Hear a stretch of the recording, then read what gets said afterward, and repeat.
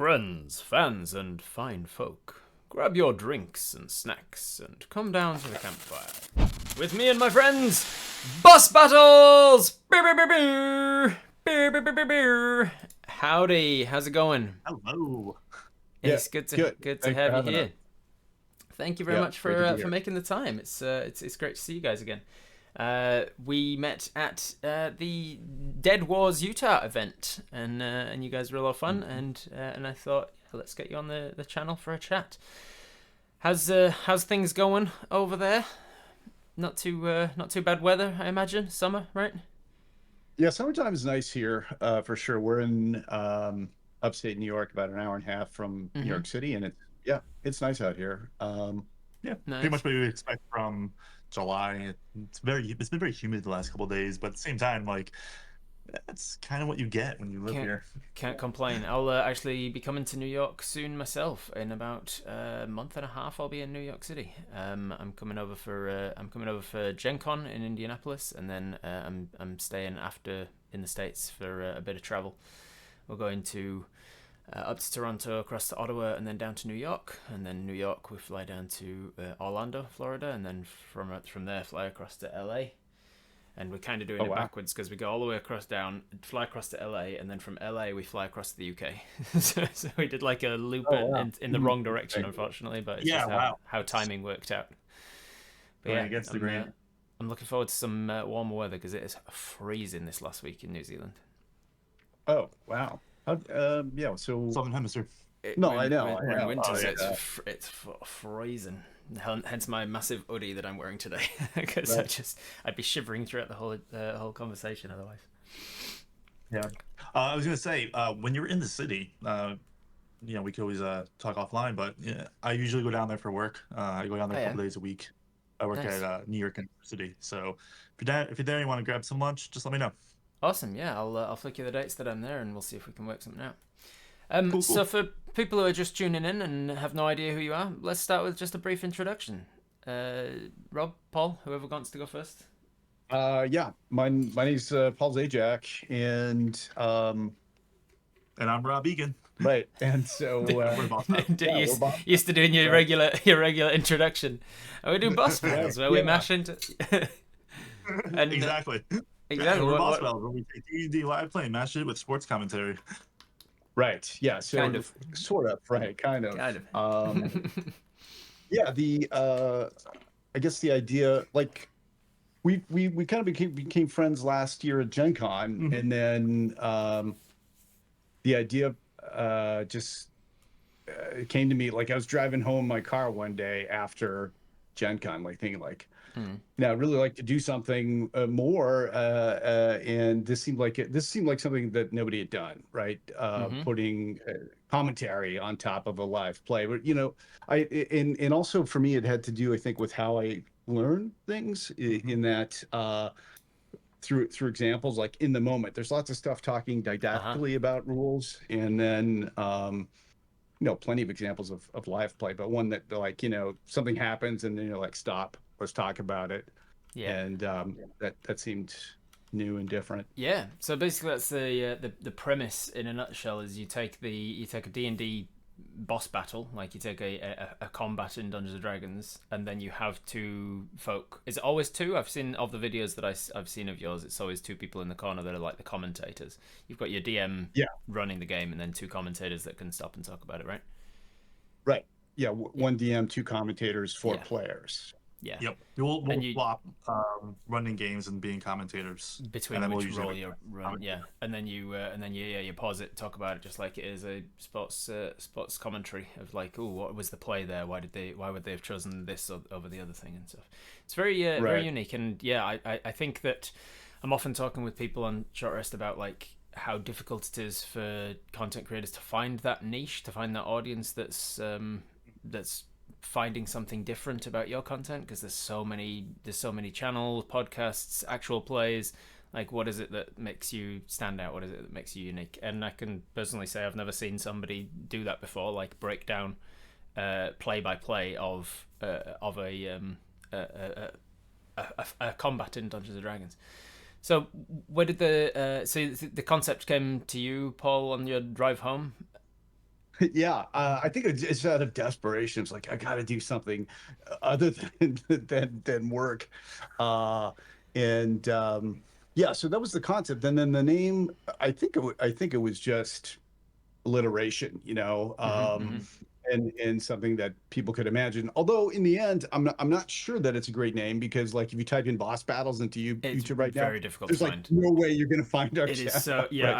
I found that myself. Like even like YouTube's algorithm is something to behold because I'm subscribed to the channel, and the last few days when I've been like going onto your channel to try and watch some of the stuff so that I know what I'm talking about when I'm chatting with you, I'd like type it into Google and it wouldn't come up, or I type it Right. into YouTube and it wouldn't come up, and I'm like, I'm subscribed. Like Yeah. you'd think the YouTube algorithm would be like, oh, he's typing in this exact phrase that is the exact channel name, and it's a channel that he's recently subscribed to. He probably wants their content, and instead I have to like find links from various places.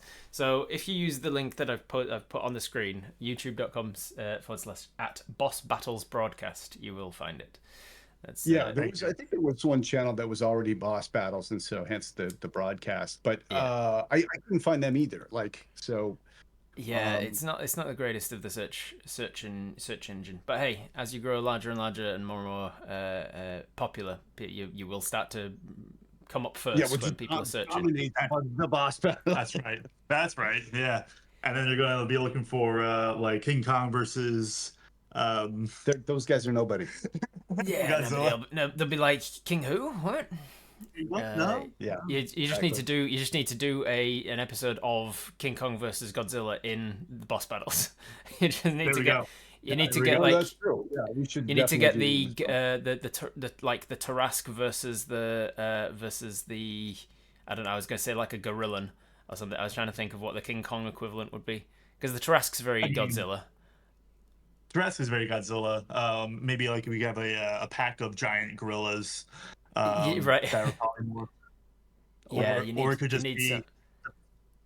I was gonna say the battle takes place in a city that's getting destroyed by these two, and like Yeah, right, environmental right, effect. right. Man, I really need to make like a giant King Kong stat block now. Like maybe if you Yes. cast enlarge on a gorillan and then make a stat block around Mhm. that. That's I think you're getting close at that point.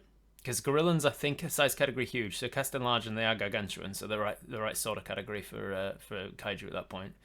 We're getting close. I think we could come up with something, and then you do a battle all around them and cash in on that search engine optimization. People want boss battles. Yeah, finally get a hit. So you so you had the idea because you have any sort of sports commentary background or anything, or it just came to you out of nowhere? No, I think it was just the concept of in time analysis of something that had just happened, and that I'm not sure why it occurred to me that wasn't out there. I guess it was yeah, just something that came out of the blue. I think it was like sleep deprivation, perhaps. I don't know. When you told me about it, it was Right? Yeah, definitely- you're pretty excited about it. I was like, oh no, this I haven't seen this. I had to see this. Got to bring this into the world, make it happen. I like to listen to a lot of folks on YouTube. That's pretty much how I spend a lot of my downtime or doing chores. I just listen to a lot of YouTube channels, Right. and I was like, I've never heard of this before. And the idea of one kind of explaining the game through play instead of it being very hypothetical, there was something concrete to refer to, was something that I think really kind of resonated with me because that's how I like to learn. And also the idea of being the what's the term, the armchair quarterback, which is like Right, yeah. the person watching the football game or the American football game, Yeah. telling other people what to do. The same idea where yeah. I think for me also it was something I could do without being a perfect DM. Nobody's perfect, but Yeah. like if like I'm far less than perfect, right? So making lots of mistakes. Okay, Rob. Right, sorry. Other than Roberts, nobody's Other a than perfect me. DM. It was understood. Just other than me, everybody. Yeah, nobody's perfect. But like making mistakes could actually be a good part of the show, right? Because you Yeah. can just like stop, like, no, that was a mess up, and this is Yeah. why, and Exactly. and it was okay. Like in the end, it was fine, right? It's one of And the. also, Sorry, you go, Rob. I was just saying, helps us give something to talk about. Yeah.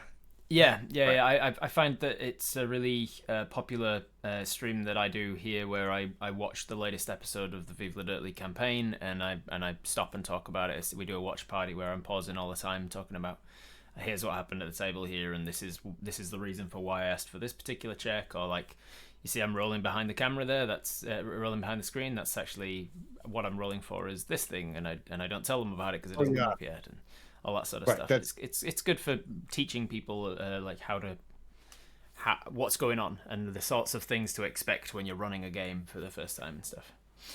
Yeah. So yeah, it's great work. So I would recommend that. I know I'm chatting with these guys, so you'd expect me to recommend them. I wouldn't have had them on my channel if I didn't.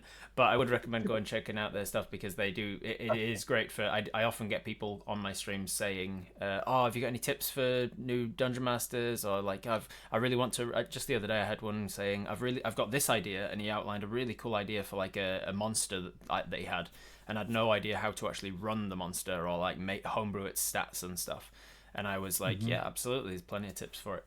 But people like Boss Battles, you go and watch their stuff, and they literally are breaking down a combat little by little, play by play, turn by turn, and saying like, this is why they would have chosen investigation instead of perception at this point, or this is why they use this at this point, or this is why he's not raging yet, because action economy wise it actually makes more sense for the damage output, blah blah blah. And it's things like that and content like that makes a lot of sense for new people to watch. I think that would be a new type of programming, like one where you go in and just go, "You're rubbish." This is why. Because everybody in D&D is so nice. But if you had a show that just like brought people on, I'm here, and you don't know which one you're going to be, right? Half of the shows are like up and half are thumbs down. Yeah. Almost like a Shark Tank-esque, or like a whatchamacallem, the American Idol or something, like one of those for D&D. Yeah, American Idol with Dungeon Masters. Be like, nah, terrible choice. Nah, you weren't listening to your players. Like having a judge, you've got a table with an actual play set up, and they've got like 20 minutes, and you watch them, and after 20 minutes you go, nah, bad DM.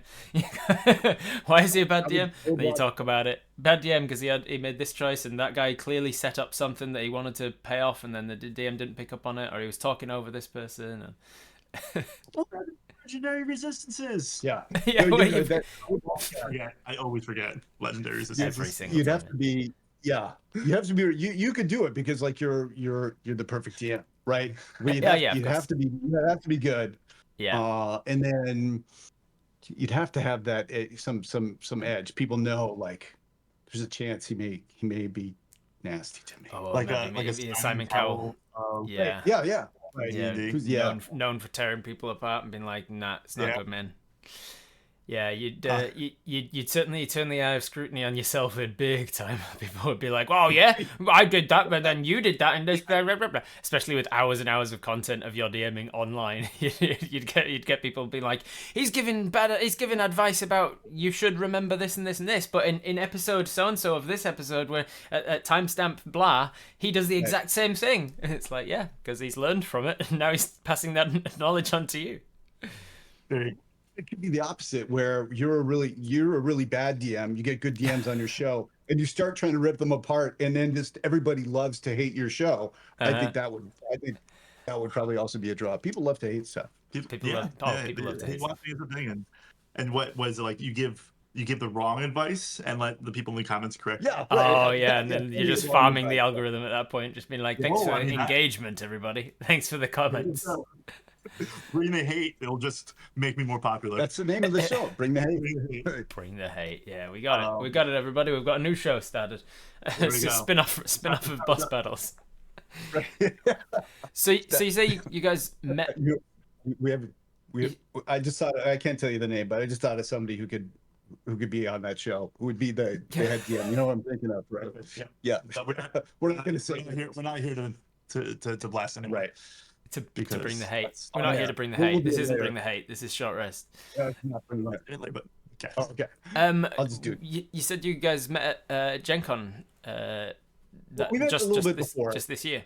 Just last year, rather. Yeah, this last Gen. We had met before that because Rob is a DM at a local gaming guild that is like huge here, very popular, and he's a really good DM. And so I was in one of his games, and I don't know how, like we kind of exchanged a few emails about stuff because I was running a campaign and asked him a couple of questions about stuff, and then we knew that we were both going to Gen Con, and there was only a couple of people from this town that were both going, so we decided to meet up. Oh yeah, and you had tickets to an event, and I had tickets to an event, so we became each other's +1 for the for the events. Right. Yep. Yeah. Exactly. And it was a lot of fun. Yeah. Then like so we got to hang out more at Gen Con and talk more about just D&D in general and gaming. That was a lot of fun.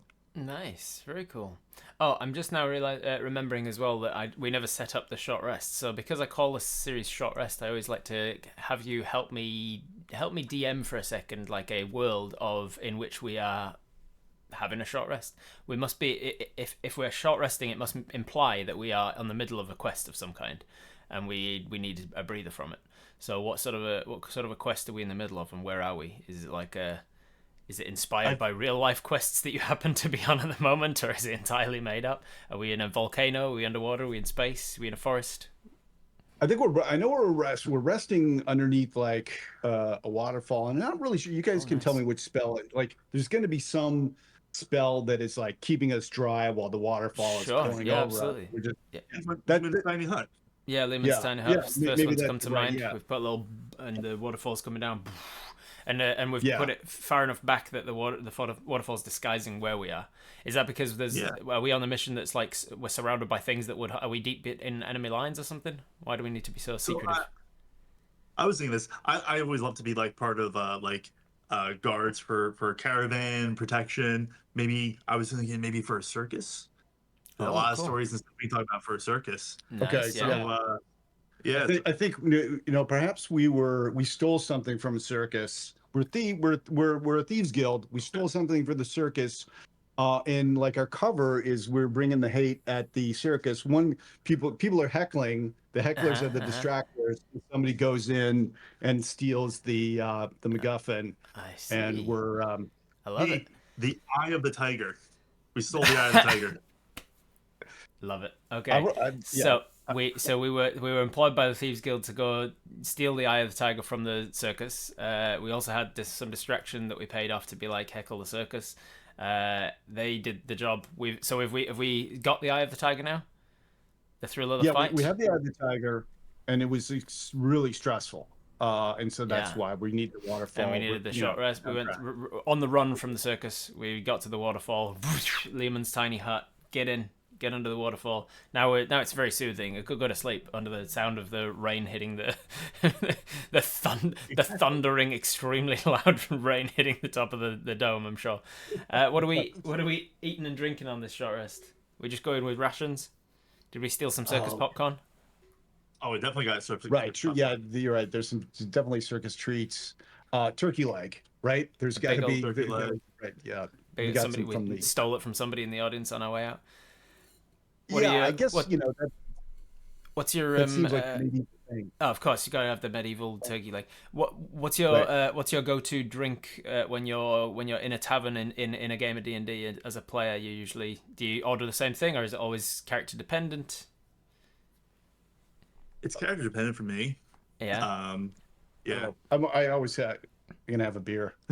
just a beer, nice easy one. Right, ale, mead, or cup of tea. Cup of tea for some characters. Yeah. There's a character in one of my games who asked me if he could make an enchanted tea set because he wanted to be a very like wizened old samurai type with making it kind of an Uncle Iroh type with all of the proper teas and knowing all the stuff. And he wanted his teas to do like a minor magical effect. So now I made him an enchanted tea set that can, like, if he uses one particular brew, it casts resistance on the whole party that drinks, and another one casts guidance on them for the next like hour or whatever. So he's got like these minor buffs. Those are some pretty good properties for the properties. Properties, yeah. There you go. There you go. Yeah. Properties. That's what it is. Wow. What about in real life? What are you drinking and eating? You got any snacks? You got any drinks? Just water? Yeah. I got a tea and some water. My mom was English, so like I was drinking tea from appreciation of the tea. Like, Yeah, I don't remember not drinking tea. Like really, like I think probably 3 or 4 I was drinking tea. And you're English as well, right? So I'm I sure you have am the same thing. English born, yes, which is why I live in New Zealand. They kicked me out when they discovered I don't like tea. They were like, "No, Oh, wow. get out of here." Yeah, they were like, "You don't watch football or drink tea. You're banished," and they banished me to New Zealand. And I don't drink coffee either, so I'm a bit of a weirdo because everybody in New Zealand drinks coffee too. So I don't drink Wow. the teas or the coffees. Or beer. Or beer, So yeah, or beer, alcohol at all. what does that mean? There's very little I drink. It's just water, basically. Water. Okay. Nice. So Can't go wrong there. So we're all set up on our short rest. We're recovering some hit dice and whatnot. Yeah. You let's talk more about the sort of the beginning, like even before the Boss Battles channel. Then what are your origins? How did you get into gaming and tabletop role playing, nerddom in general? Yeah, I mean, I guess I'll start off. I played a little bit of like World of Darkness, Vampire Masquerade when I was a teenager. I got to college, did like stopped playing for a bit. What was funny was, I started playing D&D. I don't know, it was probably like 2003. I played one game that was online. Again, 2003, so we didn't have a very good uh, way to really connect. Uh, my character ended up getting his thumbs cut off by another player. Ooh, I was a bard. I was like, I'm gonna be a bard. It's gonna be great. And then it was a very PvP heavy session, I guess. I was like, okay. And I tried to cast spells, and the DM's like, you can't cast spells without thumbs. I'm like, so I am just sitting here. so I can't play instruments without spells. I can't cast spells. Can't do Yeah. can't do anything. And then that was like the last time I played until the pandemic, honestly. Around right when the pandemic had started, surprised it my didn't. wife. Surprised it didn't put you off entirely. I, I know, right? My wife was saying that like she was interested in playing, so I was like, great, jumped on the opportunity. I was gonna run games. The reason I mentioned that like thumbs getting cut off thing is because I remember it a lot from my experience, so I'm very vigilant about that in my games to like have a good balance of PvP when there's consent, that sort of thing. Yeah. Um, yeah, so then I started running games online May of 2020. I was just looking at my campaigns. It was May 25th, 2020, when I started the Lost Mine at Pendelver with my wife and a few friends. We talked about this a lot on the video that we made for the Utah event that just went up on the Viva channel recently, and we talked about how the pandemic was a real hidden gem for a lot of people, in that it was obviously a horrible time for still is for a lot of people, but it was a horrible time. It was weird. It felt apocalyptic at times. We were like, oh god, what is the world? How is this? Is this just the norm now? Things were shutting down. Businesses went under. All sorts of stuff. But then for the TTRPG world, like so many people were like, we need escapism, we need fun, we need stories, we need time with friends, we need stuff. And so many people started playing games again online and in person when they could. You weren't going to movies, not going to Yeah. concerts. You're not getting those stories from other sources. Yep. And again, and also creating those stories and having them with friends. Yeah, it just was exactly what a lot of people, myself included, needed at the time. And stories are one of the oldest things that we do as a social animal. We we tell stories, and they're super important especially in times of crisis. And people just weren't they didn't have that outlet, and so many Twitch streamers started, so many actual plays that are quite big now. They got huge booms during the pandemic. So yeah, yet another one. So you started with your wife playing the games. Was it just a one-on-one, Rob? Was it just you playing like a solo game with your wife, or did you get other friends and things? I had some friends that I knew from college, so we were all playing online using Zoom at the time. Yeah. I was any TTRP, any virtual tabletops, or just like Theater of the Mind stuff? No virtual tabletops. I wasn't like, I had looked at like Roll20, and it was a little like, it was kind of over my head just for getting in. I was like, steep learning curve. Yeah. So I just used Photoshop, and I took a lot of the like, I did a lot of layers for the enemies and such. so Yeah. that I can move them around the map. Right. And then maybe after a year and a half, I started using Owlbear, Owlbear Rodeo, Mm-hmm. which I mean, I talk about all the time. I think it's great just because of how um, just how slim and straightforward it is. Like it's Yeah. very lightweight. I'm laughing because when I started, I like Rob had a break, but when I started playing again recently, like I had no clue and didn't even know that like VTTs existed. So I remember finding somebody who had made maps that was playing Waterdeep Dragon Heist, and clearly in retrospect they were for a VTT. I'm like, wow, this guy's made this map, and so like I Right. printed it out, and like I was putting like pins in the map, and I took a camera and was shooting it from overhead. And then and so but then like later on I'm like, oh, I'm supposed to use it online. Designed it. Right, You just right. retro. You deconstructed visual Yeah, tabletops and then yeah, I remade a was different way of doing visual tabletops through real life, like print. I still have it because I think it was awesome. And then It's we like taking the played we PDF of a book that's already a published book, and then you got the PDF version of it, and then you print all of the pages of the PDF version, and then staple yeah. them together to make a book. And you're like, yeah, look what I've done. But what was great about it was that like until then we'd been doing like theater of the mind Yeah. because I had like hadn't figured it out. And then I held out this thing and everybody's like, wow, this is amazing. Yeah. You're like, yeah, Yeah. I'm doing all of this work. I'm Why, feeling yeah. No. why What do something with 1 hour's work when you can take 10? Yeah. what was funny though, and I remember this moment preparing for the first game. I had bought Lost Man and Found Delver. I had bought the core set, and I'm reading through the books. And again, I hadn't played TTRPG in like almost 20 years, and Mm. I'm reading through this, and I'm just thinking to myself, oh, if I start this, like if I go into this, it will swallow me whole. Like I'm thinking, like, am I ready for that? Am I ready to like Yeah. just Yeah. because I know how I think, and like I was like, oh, this is just hitting every point. I was like, Yeah. all right. Let's Yeah, I jump. didn't realize. Yeah, I didn't realize that was going to happen. Because I don't necessarily have that tendency, but then I think I just really liked it and wanted to do more. Mm. Again, yeah, That's cool. Yeah, and Yeah, then I definitely feel like that, Rob. Like where I'm standing at the edge of the void, going, "This could be me this could be a life changing. This is my identity calling," and yeah, and exactly. I didn't feel it with D&D until it was too late. Until I was already falling into the hole, and I was like, "Oh, this is who I am now. This is me forever." But I have since looked. I've since found myself at the precipice of lapping as well. I've spoken with a few lappers about how it is to do the live action roleplay stuff, and I've got a couple of lap swords and things, and I've dabbled in like wearing costumes and stuff.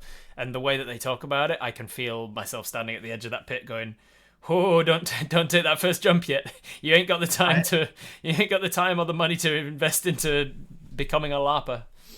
oh yeah, that's also a lot. I have a home game that I run on Saturdays, and one of my players, she just put out on our Discord channel like, hey, does anyone want to be an NPC in these LARPing events coming in the summer? And I was like, yes. With the same thing, I was looking, I was like, oh, this looks so cool. Yeah, let me know when you're doing it. I'll make sure I can get there. Reluctantly saying yes because you know how good it's gonna be. She's like, you don't really seem into it, and you're like, no, I'm reluctant because of how much I'm into it. Right. That's funny. So you got into you said you played some World of Darkness early on, Rob. You played some Vampire the Masquerade. Did you play any of the other Yep, World of Darkness Vampire stuff too? Masquerade. Started with Mage the Ascension. Mm-hmm. And then I only played a few games of that. We moved on to Vampire the Masquerade. I played for that for about like a year. That was How all theater of the like mind. how young are we talking? Like as a preteen or like a 20s? 17. Oh Like yeah. I was like 17 at the time, 16, 17. Yeah. And were you That sounds. Oh. Yeah. we were already like a nerd for other things too. You like comic books, superheroes, anything? Pretty much. Yep. I Yeah, was grew up yeah, nerd. grew up nerd, watched probably too much TV Uh huh. growing up, and just one of those uh this comes to mind just because I think it's funny and describes me often. Um, there's a joke, a meme. I have ADHD, and so the joke is when you hang out with someone with ADHD, it's like microdosing Wikipedia, Yeah. and that's how I felt with pretty much everything. Like I would have a splattering knowledge of a lot of different things, Yeah. and just be able to just talk about it because if Ah, it's jeez. interesting and I like it, it's gonna stick. That's Unfortunately, I might have to take that as I've got my first ADHD assessment on Tuesday, and I've been keeping notes on my phone about like all of the reasons why I think like basically my evidence that present evidence exhibit A. This is how I think about this stuff. I think well, having microdosing Wikipedia is a very good way of explaining exactly who I was, especially into my 20s, like all the way through my teens and into my 20s. I was like, you ask me a topic about anything and I'll have something to say. I remember distinctly a friend introduced me as that, essentially, to a girl that I liked. I was like chatting up at some camp. We were on some like some family holiday, essentially, with a friend. He was sort of trying to wingman me with this lady. I'm talking like I must have been 14 or something, and he mhm. goes honestly, he knows anything about everything. And she goes, okay, why is the grass green? And I was like, do you want the joke answer or the serious answer? And she goes, both. And I was like, well, the serious answer is because of chloroplasts that absorb all of the wavelengths of light in the visible spectrum except for green, and they reflect the green wavelength, and that's what we see. And the joke answer is it's not green, it's pink, and we're all colorblind. And she laughed, of course, and I remember. And then I locked that away as a core memory for like the next 21 years later. I'm still Core like memory. perfectly remembering it because I Yes. was like, yeah, I made a girl I was into laugh. Right. But yeah, it was around that time that I realized that was kind of the reputation I had among my friends and stuff, was like that guy who knows a bit about everything. Yeah. Yeah. So you were nerd about a lot of stuff, knew a lot of things. Was it you that suggested to your friends, let's play some World of Darkness, or was it like? No, I actually got brought in by my brother. I was playing with some of his friends who's 6 years older than I am. So Oh, right. they were in their early 20s. Yeah. And they were like, hey, this nerd will like this stuff. Let's bring him in. Did Well, you? yeah, we know first to fell off the table. Go get your brother. Yeah, yeah, fair enough. How about you, Paul? What was your origin to being a nerd? Um, yeah, I was a kid I was in high school in the 80s, and so I first played with my brother and friends in grade school. We played like the Red Box, right? We bought Mm-hmm, that, mm-hmm, and mm-hmm. I think Keep on the Borderlands was our first adventure. And then I remember playing that adventure that Matt Colville said it was his first, was Castle Amber, Shadow d'Amberville, which was Right. like a bizarre funhouse thing. Uh, and I played in the high school. I was pretty big into it in high school. I went to Gen Con when I was in high school. All Told you right. that Yeah. story. Yeah. Yeah. Yeah. And saw like a lot of people that were big names even then, like Elmore, right, from for Forgotten Realms, and Gygax was there. I saw All those right. Yeah. people. Not Nice. like I hung out with them, but No, no, like but you got to meet them. You like, oh got yeah, to see. I got Oh, my that's that player's guy. handbook signed. Yeah. Yeah, I got my player's handbook signed by Gygax. And then yeah, huge break, like got in, just didn't, it fell off in college. And then same thing, it was a pandemic thing. Mhm. Went back to play with some of the friends that I played with in grade school, Mm-hmm. because they were far away from me, and it was something to do together, right? It turns a phone call or a video chat into like an activity. Yeah. Yeah. Yeah. And Yeah. so Often it's like people can get the same from playing a Steam game together or doing like finding a jigsaw puzzle online or whatever. Like just so that you got something to be doing while you're like more of a reason than just like, because there are some friends that'll be like, I'll be there if we're just hanging out, but there'll be others who are like, I need some more reason to turn up. I need something to put into my yeah, schedule that's not just hang out with well, so and so, yeah, because then I can actually commit to it in my brain. I think some friends as well, you can just hang out with, and some friends who are still great friends need an activity or a Yeah, context to yeah, for make sure. it like but then I think what really stuck with me was the the realization when it became this shared storytelling thing, right? Like, oh, like, and that doesn't happen. Well, I can't think of any other genre other than like RPGs where that happens, where you're like, oh, you're like, everybody's creating this thing together. I suppose novels, like you're reading a novel, and so you're creating it in your own mind, off of what the author is saying. You're doing that, but like to have many people do it together at the same time, and then you build and you find something like this new space, and you're like, wow, I had never thought of that before. Yeah, that's that really special thing that I think that people don't like. My wife can't understand what I do, but I think she's missing that core truth about it. It's something I find a lot is when I do get comments on my work that says like, oh, I didn't understand what D&D was until I watched this, or until I understood, like, I didn't realize that it was like a collaborative thing, or that it was like you're telling a story together. I just thought it was like a board game where you were kind of making up the rules as you went, and I didn't understand what the point of that was, and if there's no winning conditions, why play and stuff. A lot of people do miss that element of like you're collaborating on telling a story, and multiple heads are better than one when it comes to creativity. You find like, yes, one person could sit in a room alone and write a novel, but if they have some input from other people to be like, I'm stuck on this part, or what do you think about this, or like have someone to like bounce ideas off. And that's basically what Dungeons and Dragons is live. You're telling a story, and you've got four, five, six other people there to bounce ideas and go, oh, what if the story went in this direction? Or the dice as well, or another character that goes, nope, what if the story went this direction? And you went, oh shit, I guess the story's going this way now. Yeah. I routinely say this because I'm sure it happens with a lot of folks. I run games a lot, like I DM a lot, like Paul said, at the cafe as well. And when the players don't do something I expect them to do, because I'll say, like, I'll have, an outline of how I think the session is going to run, and then there's actually how the session does run. Yeah. And I'm like, I did not think you're gonna go this way, and they're like, oh, we're sorry. I'm like, don't be like, this is why I play. I love this. That's it. That's the best part. Yeah, like if I knew everything was gonna happen, it wouldn't be fun for me. I'd be writing a novel. And I've got all of the elements, and I know exactly where it's going to go. Yeah, people often ask me that because the Viva guys are especially chaotic at times, and they'll be like, "Oh, you ever like annoyed that you don't get to the stuff that you planned for them?" Or I'm like, no, because that means I've got it planned for next time, and I've got less prep work to do.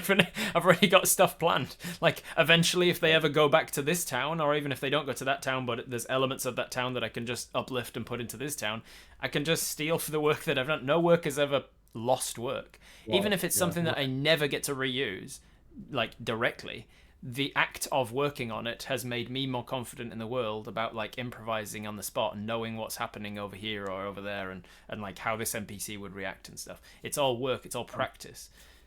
You pull from it, and you can definitely use it. Yeah, and for sure. I also say too that honestly it makes my job easier, because now I'm not guessing at what they want to do. Yeah. I know exactly what they want to do. When the players start going the direction they want to go, if it's off what I thought, that's fine, because that means I wasn't thinking what they want to do.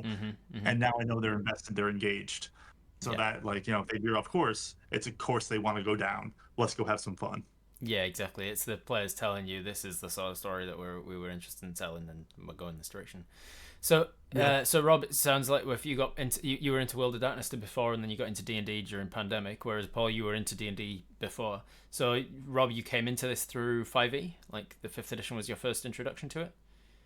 Yeah. I don't count the one from 20 some odd years ago as my first introduction, because it's such a like it could have been anything. And then Paul, you had to get used to new rules, new edition. I suppose you hadn't been playing for a while. I really had forgotten the rules. I think the thing that struck me the most was the armor class thing. Before it was the lower your armor class. Yeah, right. Yeah. But then there were other elements of the game that were like, I think so. Everybody knows about them, that like concentration rules for spells, like that didn't exist. Right. I think all your hit points coming back on a long rest, like that didn't exist. True. Like everybody had low early. hit points. It used to be quite and gritty so, realism sort of thing of like you get damaged by a sword, yeah, you're not going to heal that back up overnight. right. I remember like, yeah, like a wizard, like you could roll like you. I think wizards started with a A D4, and you could D4, yeah. roll, and when you have one hit point, right? Like you cannot take any damage, then Yeah, you're dead. which is funny. There was a meme I saw that was like the origin of where hit points came from before any sort of wargaming, like before anything happened, where any game was made that ever had hit points referenced.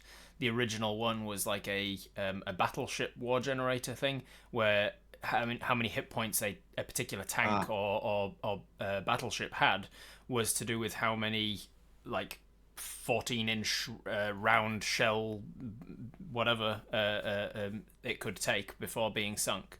And so the origin of hit points is like how many of these size friggin' artillery things can you take before dying, and then they concluded with 1 hit point. Everybody has 1 hit point. Everybody and every monster has 1 hit point. Yeah, that's right. Yeah, that'd be funny. Everyone, yeah. But there are games like that, right? That have much fewer hit points than D&D. Mm-hmm. Yeah. Powered by the Apocalypse games generally have are much more like you're more human and not as heroic. So yeah. And so death is a much more on the cards thing. I think that one of the problems with Dungeons and Dragons in general, and it definitely is visible in hit points, is that because it's the 5th edition of the game, there's lots of things that they're just kind of carry over that they're like, well, we can't really, this isn't really working for what the game is now or how people play the game, but we can't change it because it's been this way for 50 years. Right. And I think the name hit points would be something that there would be so much like backlash just because people don't like change, and they'd be like, you're renaming hit points, but they're not really they're not really the same thing as they were. It's not about how many sword slashes you can take before you die, because then yes, you'd only have like 10 hit points. Nobody's taking several sword slashes, but it's sort of rolled into like this stamina, like your stamina, your luck, your ability to dodge out of the way only a certain number of times before eventually he's going to hit you, and then eventually he hits you on those last few hit points and you go down. Like I think calling them hit points is like how many points can you be hit before you die, and it gives people this odd understanding, because then you have questions of like, how do I regain them all on a long rest? That's ridiculous. I got slashed by a sword 17 times and I almost died, and then I'm just fine the next day. It's like, because you didn't get slashed by a sword 17 times, he slashed at you and you blocked it really heavily, or you dodged out of the way, or you used some of that luck or that stamina to get, oh god, you're exhausted, and that's the stamina that's coming off, and that comes back on a long rest. You're right about changing things though. Like I think there, in addition to like this the shared storytelling, I think the escapism nostalgia thing is something for me, right? It brings me back to when I was a kid. Mm-hmm. And so yeah, if it change, and I think that's one of the reasons that I really still like D&D, because it's like, oh, I played that when I was a kid, and so I have like this real soft spot for that whole it's that sort of brand loyalty or whatever, isn't it? Because like you didn't play D&D as a kid. Right. You played whatever that game was as a kid, and now you're playing whatever this game is now, and they just call them both Dungeons and Dragons, but they're so like the rule set between 1st edition and 5th edition, or even 2nd or 3rd edition and 5th edition, they're different. They're such different games, but because they get to call them all Dungeons and Dragons, they do get to capitalize on that. Oh, I played that as a kid, and so therefore I'm gonna know what to do, and I'm gonna know how it works, and I'm gonna enjoy it, and it's gonna be easier to pick up than picking up a brand new game that I've never heard of, like Call of Cthulhu or something. It's like, oh well, the rule set, you're gonna have to learn a brand new game anyway because it's a brand new rule set. Right. Yeah. So you got into the Dungeons and Dragons during pandemic sort of times. Did you make anything to do? Did you think about making content or of anything before Boss Battles? Like were you making anything at all? Like were you using the Dungeons and Dragons for outside of just hobbies?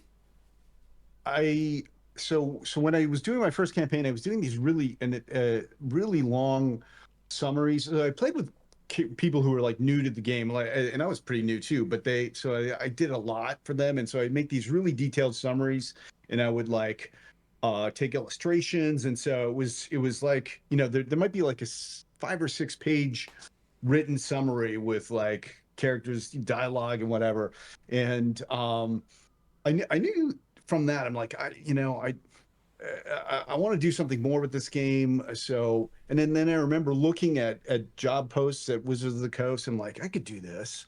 But then I really, like had zero qualifications, but I'm like, oh yeah, I mean, how many people can there be who want to be in, game design? Like this is at the same point that I was taking photographs of maps, right? And Yeah. realization that lots of people. But yeah, so there was an appeal like pretty early on that I would like to do something more with that. I guess it's a daydream as well. Like, oh yeah, maybe someday I'll be able to make this more than a hobby. I've got to say this because I know you will not say it, although it's very true, and that is when Paul was like, I can do this. I 100% believe in that. The studio that we're in, the setup that we have, the videography, the editing, all of the skills are entirely what Paul has learned. And I'm like, wow, you just pick it up? And yeah, I wholeheartedly believe you would just be able to like pick this up and go with it, which is it's very impressive. Yeah, I mean, it's also just it's not the ideas though, and learning it. It's like it's the work. That's the case with almost everything in life, right? Yeah, it's not the idea. It's like, can you keep on coming back and like putting in the work? Persistence is an oft lacked skill with some folks. I have to say that. Yes, right. Yeah, that's where that's where they say it in like the inspiration is 10%, perspiration is the other 90 or whatever. Like you get the idea and then you got to put in the work to actually make it work. So without too much, without asking you to dox yourselves, did you have real life skills related to your day jobs and stuff that translated at all? I mean, I did not. I'm an emergency room doctor, and so like I basically have no perfectly applicable. Yeah. So you understand about hit points. You understand how many artillery shells a person can take before dying. I think occasionally I can give a little more like detailed description of like somebody dying or anatomy that I might know, but does it affect how you treat like medicine checks and things and like stabilization of wounds and stuff, or do you just like can you completely disassociate, turn them off, and be like, nah? Oh, I don't know. I think it just seems it's just so not realistic to like none of the ways that people die in movies or TV really reflect when people are critically ill in real life. So it just doesn't translate. And so you're good at just ignoring that. You don't get pedantic about it in your games or anything, or when you're watching movies, you don't pick apart. They're completely different worlds, and so like I don't have anything from my job to bring here other than maybe a tolerance for getting beat down by like hard things all the time. I do have a tolerance for getting put in extremely stressful situations and being able to cope with it. That translates. How about you, Rob? Yeah. The risks are so low. I think that's the case with this thing. It's like the risks are so low. Like there's that is true. Nobody's dying here. At the end of the day, no one's dying. Right. But I find it funny asking a player to roll for to do a tricky enemy. 100%. Yeah, for my job, I'm not sure if this was before or after the recording. I work at New York University down in New York City, and I work for our learning analytics department. So I help kind of get big data and help faculty understand how students are using their course sites in a way that they can better give a better experience for their students. So there's a couple things. So you got the Sage background. You got one of the researcher background. Yeah. You got the history proficiency. I would say there is some overlap just in terms of knowing how to step a structure for training and for learning. Some things that for our channel that I would say like, oh, this would be a good idea for understanding why a battle is running the way it is, or explanation. But other than that, not much. Tech skills, perhaps? You understand a little more about the computers? Right. Yeah. I've been in tech for many years. So I can troubleshoot some things, which is good. Yeah, and know how to use a map in a VTT, perhaps. Oh yeah, right. Yeah, right. What? We didn't. Yeah, Opposed right. to the steep learning curve I was talking about earlier with Roll20. Yeah. Yeah, But and yeah, I that's, can, yeah, that's somebody in. I mean, that's just more of a comment on Roll20, to be honest. Don't get me started. That's, yeah. Somebody who's been in tech for years has a steep learning curve on understanding. How does this work? What do they want me to do? Where am I clicking for this? Part of it too was I was looking at it just sort of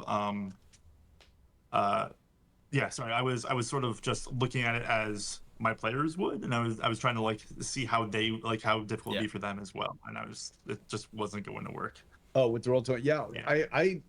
I bought Fantasy Grounds because Matt Colville was like Fantasy Grounds, and I think that is even more difficult. And I bought it, and then I'm like, my players will have no, like, they're casual, like, which is fair, like super casual, like, and so like any investment of like you're gonna have to spend 6 or 7 hours figuring this out. No way, like that, definitely not. Yeah, I got a good friend, Dead Aussie Gamer, who's a Pathfinder GM, and he talks about how Fantasy Grounds. He's like, "Oh, Fantasy Grounds, it's an easy one," and I was like, "Yeah, it's easy for you because you're used to Pathfinder. Like, you think Pathfinder's easy? You're not. You don't have a good grasp on what is easy. Like, every time we use Fantasy Grounds for anything, I'm constantly like, how do I find my character sheet? Where is How do I? Okay, I'm not being able to. It's telling me something's not downloaded. I need to reinstall some module or something. And oh yeah, you just need to click this. Go into this section from there. Click on this thing from there. Click on that bit. Go in. You see the corner where there's a little shield symbol. Go in there, and then click on this, and then go there. Right, it's like a 17-step process in everything.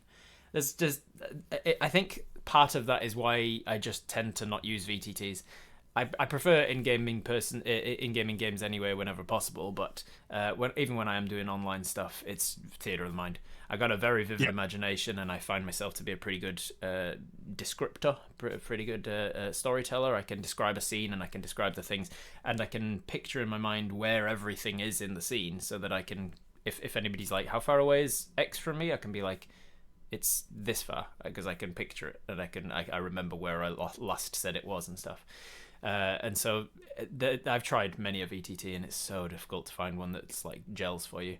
And I just love that there are so many of them, because as you say, like Owlbear Rodeo, super simple, really easy to pick up. There's so little learning curve, but there's very little complexity that you can get from it as well. And so if you're the type of person who does find complexity really easy to understand, or you've got the time and the investment to just dive into something, there's some really complex ones that you can get, and you can get incredible things happening in Fantasy Grounds if you have the time to understand how it works.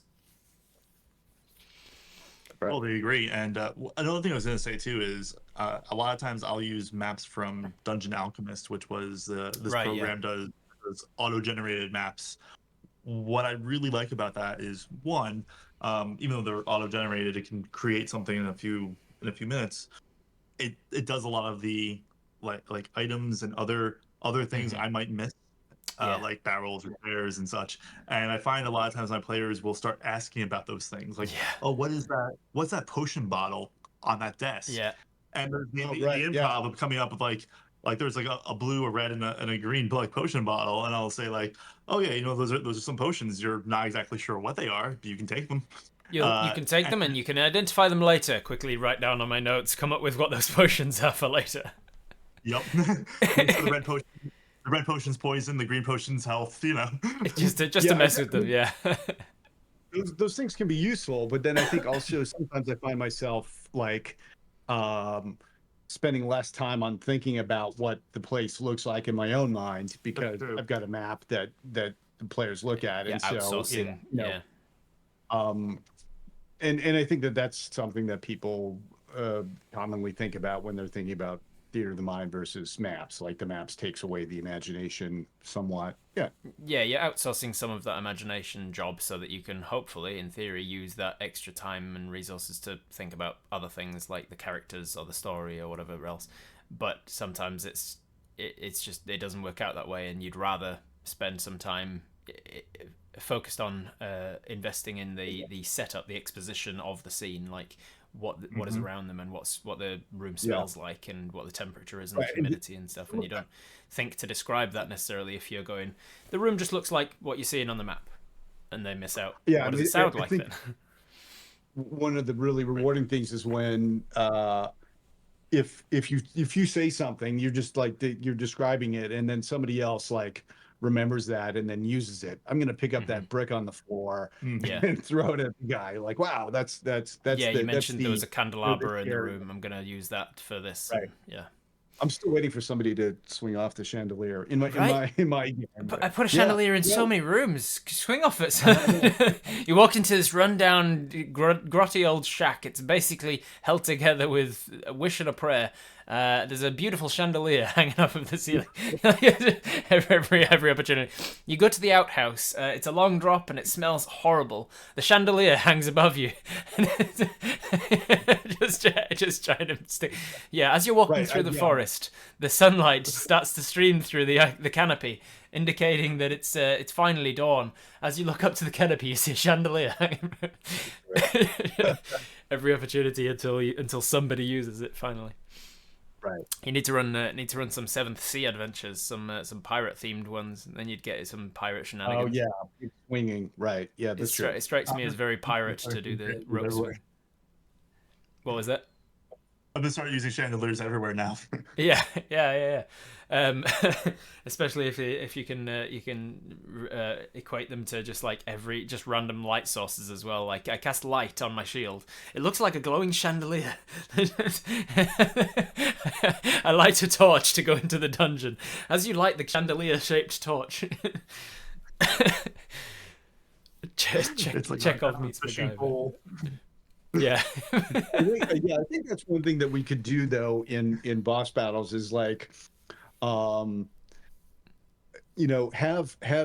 let it be known that there are like certain things that if it happens somebody will get a bonus and that will be the chandelier. I think I'm gonna make a chandelier in the next one I run and there's gonna be some bonus, and so we'll see. So all you have to do is watch like an hour into this interview and you're golden. You're golden for the next episode. I have seen people do that before with their Dungeons and Dragons like encounter design, is saying like they deliberately pick 3 things about the room that they're encountering in. Like they're in a cave and they describe the stalagmites, the stalactites, there's glowing fungus on the wall, there's this, that, and the other, and they're like. They tell their players outright, if you push somebody onto a stalagmite, I'll add extra D whatever damage. If you break off one of the stalactites, I will have it do extra damage from falling on them. And if you eat some of the glowing mushrooms, it heals so many hit points of it. And like they'll come up with something about every encounter to be like, this is how I'm going to actively mechanize the engagement with the terrain to try and encourage that. And it's often in response to people asking like, how do I get my players to be more invested in like using the terrain rather than the battles all becoming static? Like on the first turn of combat, you use your movement to run up to the bad guy you're going to hit. On every other turn of combat, you just hit the bad guy until he goes down. That's it. That's the fight from here. And it's so different to where we see like action movies and anime and stuff where it's like dynamic and people are running around and sliding down banisters, and there's all this fun dynamism that just doesn't happen in D&D because of the fear of like, if I move away I get a free attack of opportunity. So the action economy says it's never good to do that, and so therefore I just stay next to him the whole battle. I totally agree, and I think part of that too is what I like to do is I have my enemies do it first. Yeah. So the enemies might say like, oh, they cast shatter on the ceiling, and then it causes stalactites to fall. And so like instead of casting on players and then my players be like, wait, that's allowed? Like, yes, you can do it too. Like like everything in the environment is up for grabs. And once I see that like that spark of recognition, it's like, oh, this is gonna be good, because then you start to gain the creativity, and players are starting to think like, hey, all right, well, how can I don't want to say cheat, but like how can I do these cool things, and how can I use the environment to my advantage? I try to encourage it with movement of the pieces. If I am using a map and minis, I try to encourage like the more dynamic fights by being a little more free with my movement, like out of turn. Like if somebody casts a fireball and the guy makes his dex save, I'll probably move the guy off to the side to be like, oh, there's no reason logically why he would take half damage if he's in the center of where the fireball was. No matter how dexterous he is, why is he taking half damage? So I'll like dive him to the side and I'll be like, he makes his dex save, but now he's prone and he's over here. Or like if they're fighting a one-on-one kind of a swashbuckly kind of fight, then I'll just grab both minis and move them along the battlefield to be like that. Neither of you are leaving the range, but like you're now over here next to these tables and chairs or whatever. I'm gonna steal that. I like that. And then sometimes I'll have them like I'll move them around each other in the combat. Just even if they're gonna stay within melee, he does this and he moves around this side of you to try and get around your back side. And there's no back in D&D, but like. Yeah, he's moving around, or like if they're up against a wall, he kicks up against the wall and pushes off like a Michael Phelps swimmer, and now boom, he jumps over to the other side of you, or just take an attack of opportunity, like to show them, hey, it's not the worst thing in the world. It's a free attack, yes, but you could still miss, and even if it hits, it might be like a D8 damage or whatever, but you've got a lot of hit points, and being over there might be more beneficial to you, so just do it. Yeah, exactly, and which is also the other thing is just sometimes like my players be like, that can I get the attack opportunity? Also, when you're a GM, a lot of players really love getting that attack opportunity.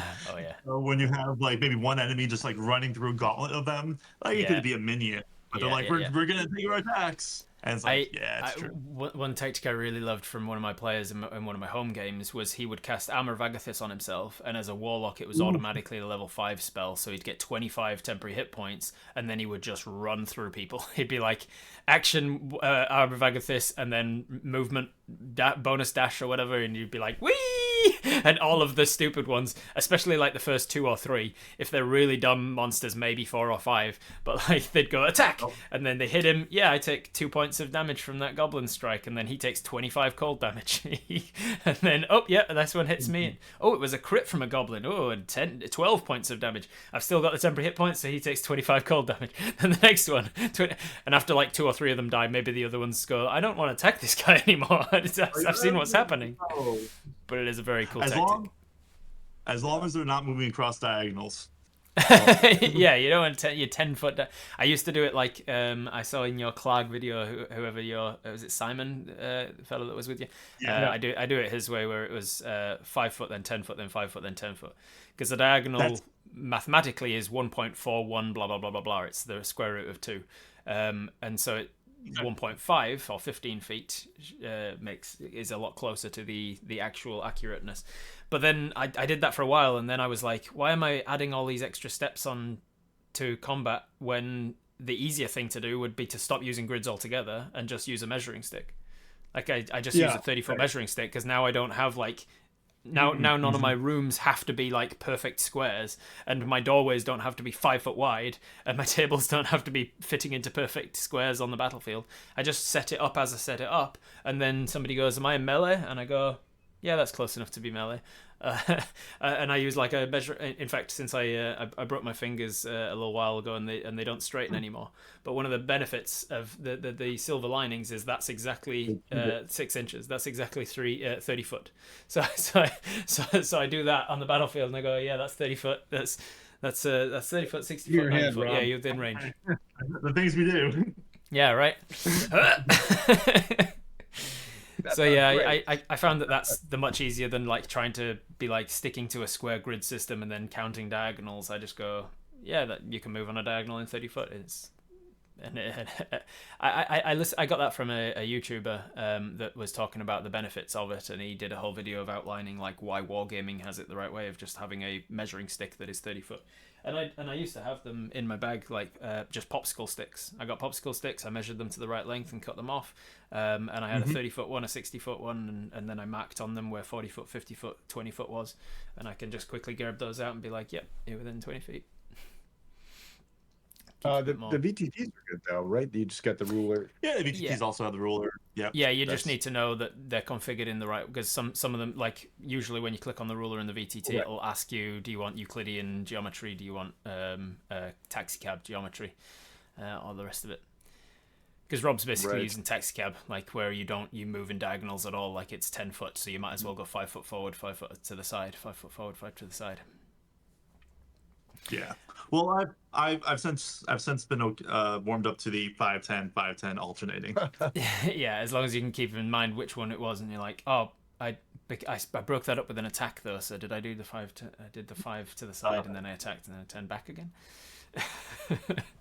It was just, it ended up so much more. It was the same argument I had with like XP. Like for the longest time when I first started, I was tracking XP, and I was like, oh, well, they killed that guy, but then they talked themselves out of killing that guy, so do I still give them the XP for that? And then I guess they had a social encounter with that person. I guess that's worth some amount of hit point, some amount of XP. I'll give them that, and then they found a book that was really prominent to the story, so I guess that's XP as well. And then after a while I was like, what are you doing? Why are you doing this to yourself?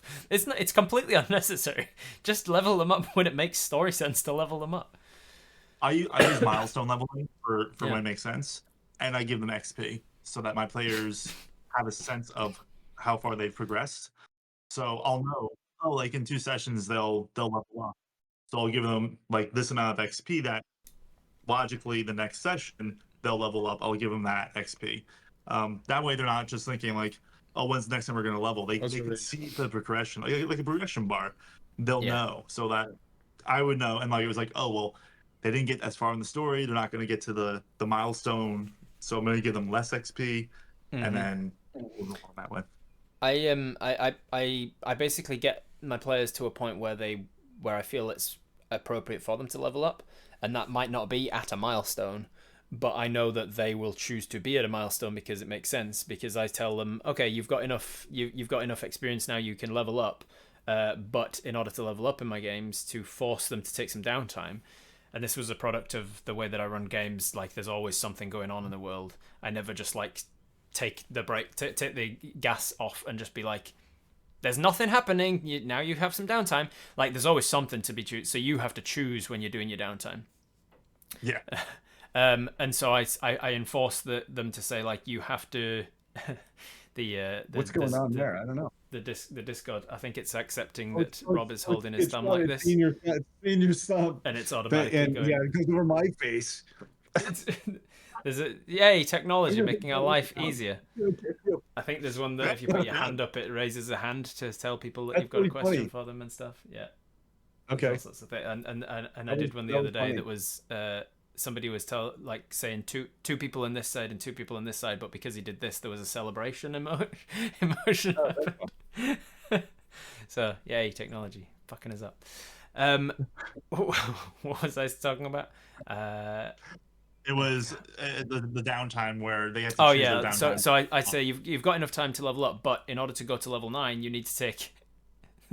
In order to go to level 9, you need to have 9 days of downtime. So whatever level you're going to, you need that many days of downtime in my games to like train your next thing. Because I was also kind of, I was iffy on the idea of going, oh, you suddenly overnight know this new spell or this new ability or you've got all these new hit points or whatever.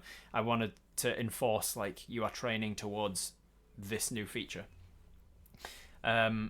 And so it usually enforces in my players. They go, okay, we can level up if we want to, so now we have to make the choice.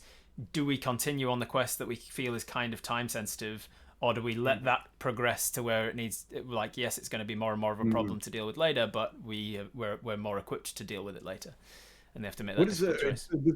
This is part of me being a bad DM. What does the player's handbook say in terms of leveling up? Like, if you level up in the middle of an adventure, or is there no guidance? It doesn't say, like, there's no guidance to it. It's not the sort of thing where they've put rules to it. It's left very much open to interpretation for the dungeon master to be like, level up however you want. Like, right. I think in earlier editions it specifically said. It must cost this amount of gold per level and this amount of downtime or something, but I don't think they put those stipulations on it. I think that shows that, to me, so many games depend on the players, right? Like, my players like often like need the help if they're like getting it to the next level. I'm like, yeah, okay, I'm gonna let you level up. But I do like that, and sometimes that it's not so scripted, right? That you can just decide to do what seems right for your group. Yeah, there's some of my earliest games, the ones that I've been playing since the beginning. I've just kind of grandfathered in the old way that I used to level up, which was kind of like overnight you have a prophecy dream from the gods themselves, and that's the explanation for why you wake up the next day with all of your new powers and abilities and stuff. Whereas in this other, like doing it that way, I realized when I went back over the campaign timeline, I was like, oh, they started in, let's say, September, and by December they're level 12. And they were level, so like they've spent their entire life doing everything that they do, sometimes like hundreds of years if they're playing an elf. They're hundreds of years old, and they crawled their way up to level 1, and then 3 months later they're level 12s. Like what is happening in the world? Then I needed some way of explaining that, or like massaging that timeline out to make more sense for me in my game. And so I introduced this, like, you need to take a certain number of downtime days to like focus on training up to your next level, to training your new abilities, learning your spells, or, learning what spells you're taking, that sorts of thing. And sometimes that's going to work, and sometimes it isn't. If there's already a timeline, there's a week coming up until absolutely. Right. So, which is why it's kind of evil of me to introduce in those sorts of games, because sometimes I do put a timeline in that's like, you can level up, but why? By the time you've done that, there's other things happen, which is a way that I really enjoy running it, because it automatically keeps things level appropriate for me. They can't treat something like a video game where they go, this is a starter quest, and we've got the notice on the notice board for it, so therefore we'll go and do this other stuff, we'll take some downtime, we'll do whatever, and then eventually we'll get around to that starter quest, and it will be the same as it was 2 levels ago. If you go and deal with the rats in the basement at level 1, then it's level appropriate. If you choose to ignore the rats in the basement and go deal with something else, then by the time you get back to it at level 3, the rats are there's now like a king rat, or an engorged rat king that's all an amalgamation of rats that is a much higher challenge rating than it would have been, and so now it's a level appropriate. If you still ignore it at that point and you go off and deal with other things and come back at level 5, now the rat king has attracted the attention of a were-rat guild, and there's a couple of were-rats that you have to deal with. And then if you still ignore it, you go away, you come back, and now the were-rats have got an entire lycanthrope, whatever going on. Like it keeps itself level appropriate. If you deal with the single zombie that was reported in town at level 1, then you're fine. But if you don't, then there's a necromancer involved, and if you still don't deal with it, there's a more powerful necromancer. Like there's always like the bad guys that you're ignoring are leveling up along with you and keeping it level appropriate for when you eventually get around to dealing with the thing that I'm trying to force you to deal with. So I just so what you're saying is that procrastination is the true BBEG of the game. Oh yeah. Yeah, basically. Deal with your problems early. But the problem is I'm always going to give you like 4 different things you could be dealing with, and you can only deal with 1 at a time. So these other 3 are going to be leveling up without you, because you're forced to be like, I can't handle all of these plot hooks you're giving us, Rob. I like that I think there's a couple of like Kickstarters out there are providing monsters that are the same monster but at different levels. I know that D&D Shorts has that in it, and the Ryoko's Guide.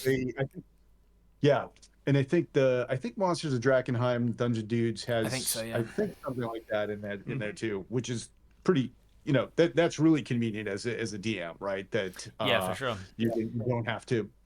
You might really like that NPC and want to keep them along, but how do I keep them challenging? That's useful. I love the idea of a beholder. How do I can't wait until my players are all level 15 and able to deal with one. How do I introduce them early? And having it's the same monster, but having a stat block that also includes advice on how to de-level or upscale the monster, and be like, if you want to use this early and don't want to get a TPK, here's how to change it. Interesting that D&D does that with like dragons, like they're obvious. They've put all the levels of dragons, but perhaps that's coming in the new thing. I don't know. I think if I remember correctly, well, this past week D&D Shorts had the Quacken for the right. You just add tentacles to add difficulty, which very smart, very modular, very very easy and smart to do. And then I think, and I could be wrong, part of it too is basing it off of proficiency bonus. So you do the 2 hit and the like AC bump.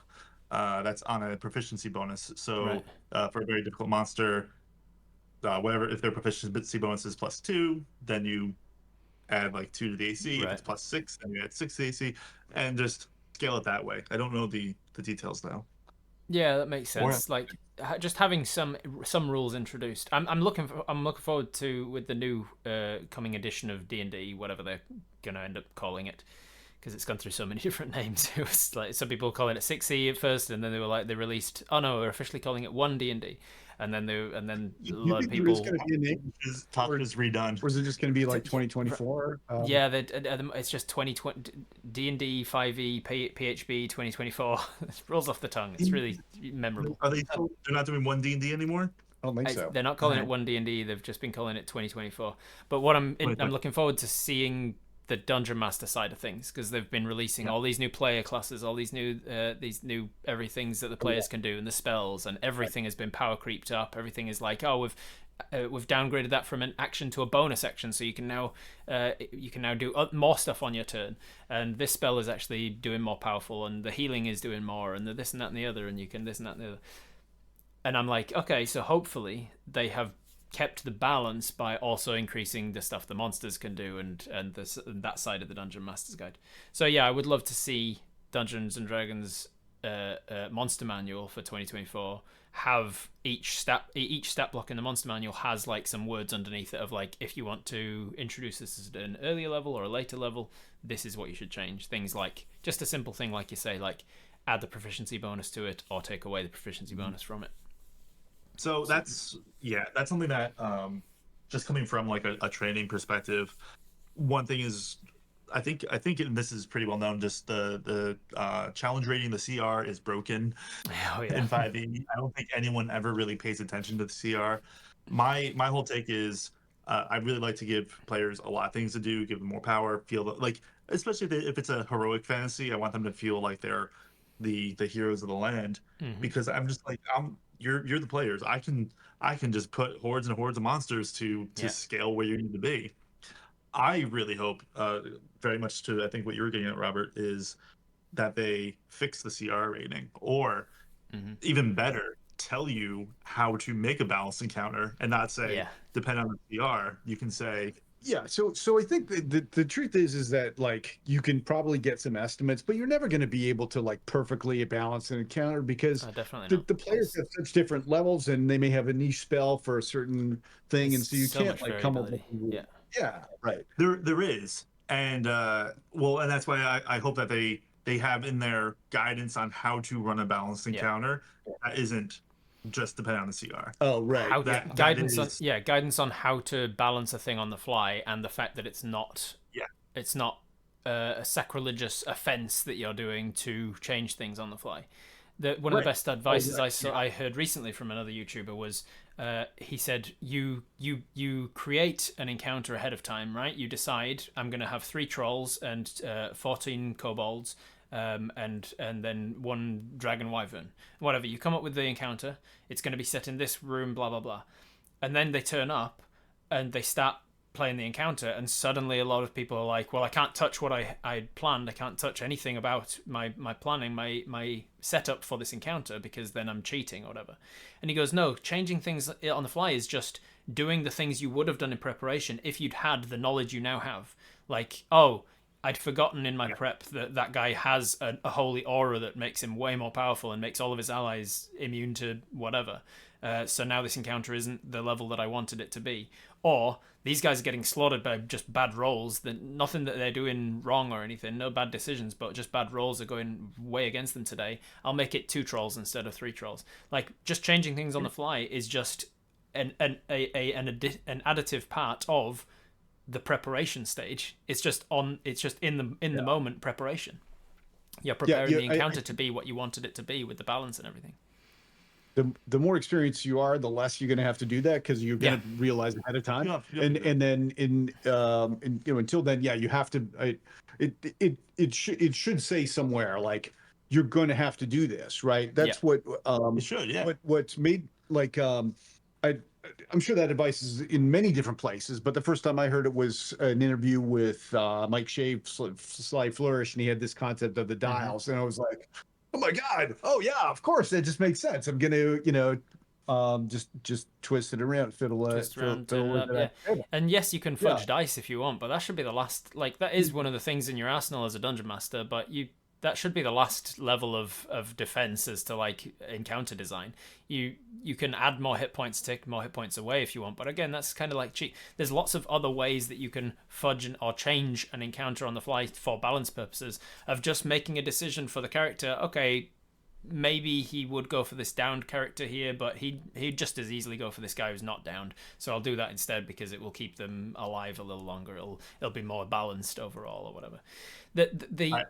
I'd love to see in the stat blocks just features for the monster that says, like, specifies maybe a number or something next to it of like how difficult the challenge will be if you use this feature. Like, because that's how I kind of do my monster design when I'm creating stuff.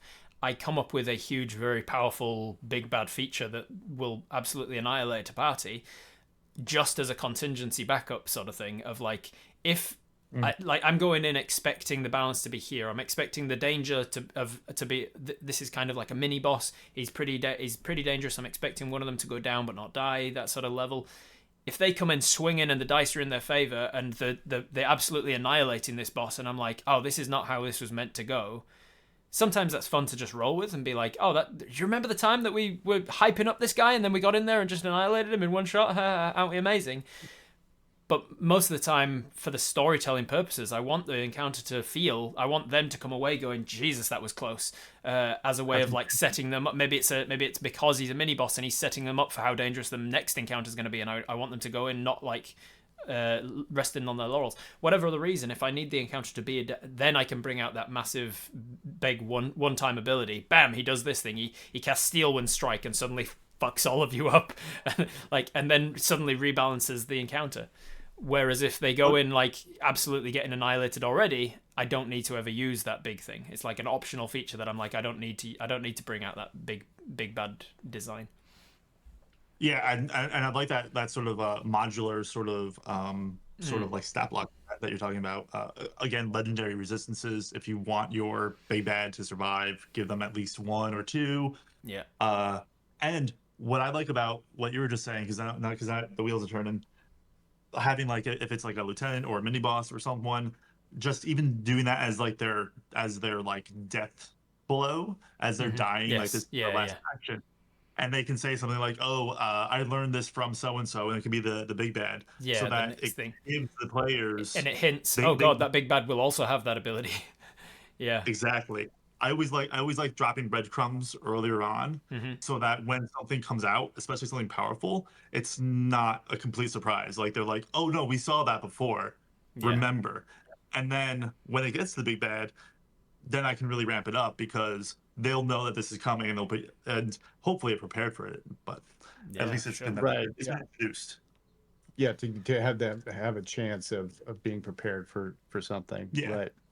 One of the ways that I've started doing legendary resistances in my games is that I didn't like the idea of like me as the dungeon master just being like, no, that doesn't work. Because it doesn't feel like I'm always thinking about how to tweak my encounters so that it's more fun for the players. So they're getting like this heroic, they're feeling like heroes and stuff. They're feeling like they're not wasting their resources. And I found that I cast this thing on him and he fails his save. He legendary resists and it doesn't do anything. I've wasted my spell slot, but I've burned his legendary resistance, but it's kind of a waste. So I switched my legendary resistances to being a legendary action that every one of my legendary monsters have, of like they can always choose to use one of their legendary actions to try and remake a save. So they just, their legendary resist is one of the legendary actions they can take. So yes, you cast polymorph on him. Haha, he's a slug now. And then he uses his legendary action between turns, like right after you've turned him into a polymorph, and for the rest of your turn he's a polymorphed slug. Then on his turn, his legendary action is, I'm going to reroll that wisdom save to see if I can break out of polymorph. Okay, he doesn't, so he's still a slug for the next person's turn.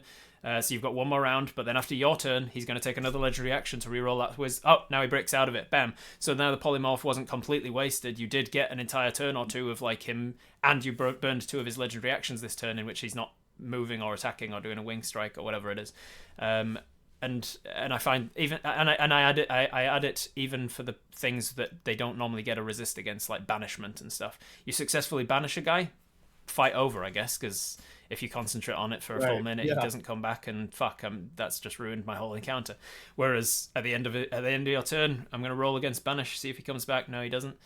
And I find that's been met with a lot more enjoyment when I have used it than just the flat. No, doesn't work. Yeah, there was a good ability that I saw that did something like that in Flea Mortals, Matt Colville's book, where one of the NPCs has this ability, instead of counterspell or dispel magic, it had like some sort of interference where you can cast the spell, but the person you're casting against is like messing with your mind, and you're going to take damage. Right. If you continue to cast that spell, you're gonna take some damage, and so then it's a choice. It becomes more balanced. It's a payoff of like, I still want to cast this thing even at the cost of taking the damage. Yeah. I think it was psychic resonance or something like that. In that book. Yeah. Maybe. Yeah. I don't remember. Yeah, it's got a really good memory for. Oh yeah. Again, what were you saying? We're gonna be microdosing the player's handbook today. And I completely agree. I hate when players feel like they lose a turn. Lose a turn is such bad game design. Yeah. I won't use stun. No, neither. with my with my enemies. I'll allow the players to use stun, because I'm like, all right, you stun one of mine. Yeah, I'm a Dungeon Master. I can put Ice. Yeah. But when a player goes through and they say, I'm going to do this, either like, you got stunned, you're unconscious, you can't do lose a anything on your turn. Yeah.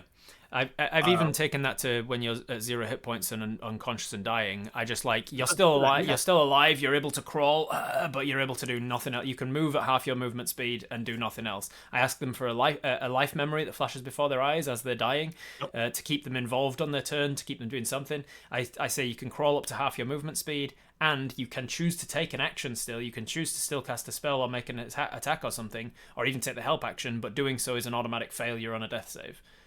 And so you are bleeding out, and that gives them the opportunity to have that moment that we all love from action movies and things, where some hero is dying in the other hero's arms, and there's nothing they can do about it, rather than just be like, oh, he's dying, cast healing word, that's it, done.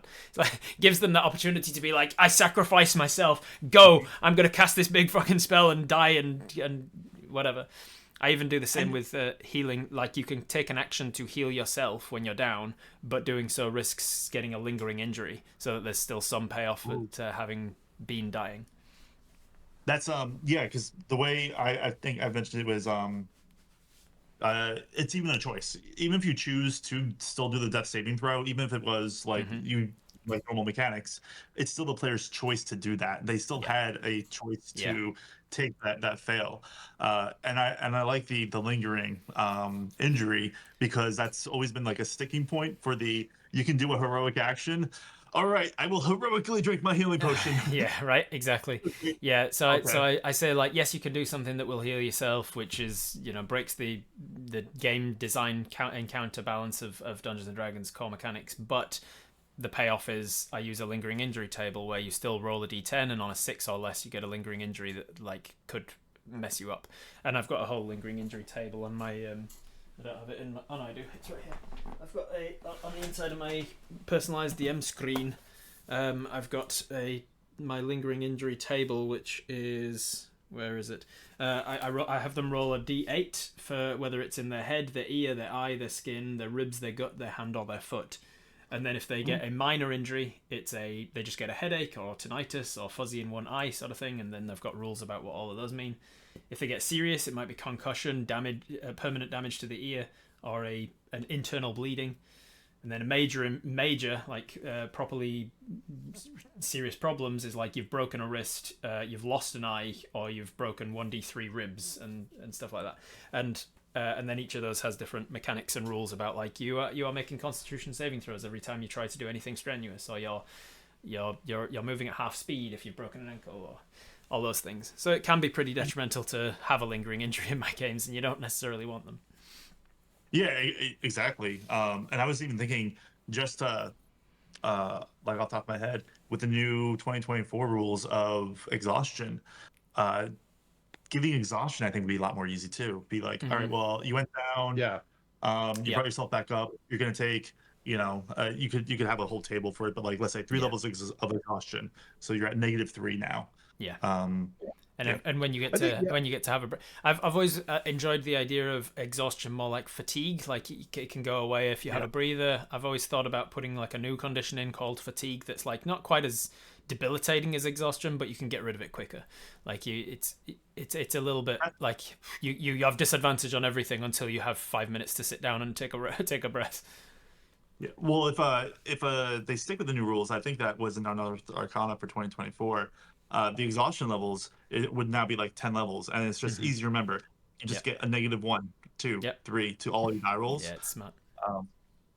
I think this conversation just kind of reinforces to me the difficulty of designing a game because you're really trying to address different players or different player types. Like in video games, it's obvious because I'm like a neophyte and I just a button masher, and to be able to design a game that is interesting for me versus somebody who's really good at it. And the same thing happens in RPGs, right? To somebody who's really into them versus somebody who's just starting. How do you make that same game interesting? And so like your additional rules of additional injuries is awesome, but then for some people that's going to be too much to remember. That's going to be way too much, and it's why I, as somebody who loves that shit, is the one who remembers it all. Like I'll just tell them what to do, and like I'll be like, okay, you got a 4 on your death save, so that means you're going to take a major, you're going to take a serious injury, roll me a d8.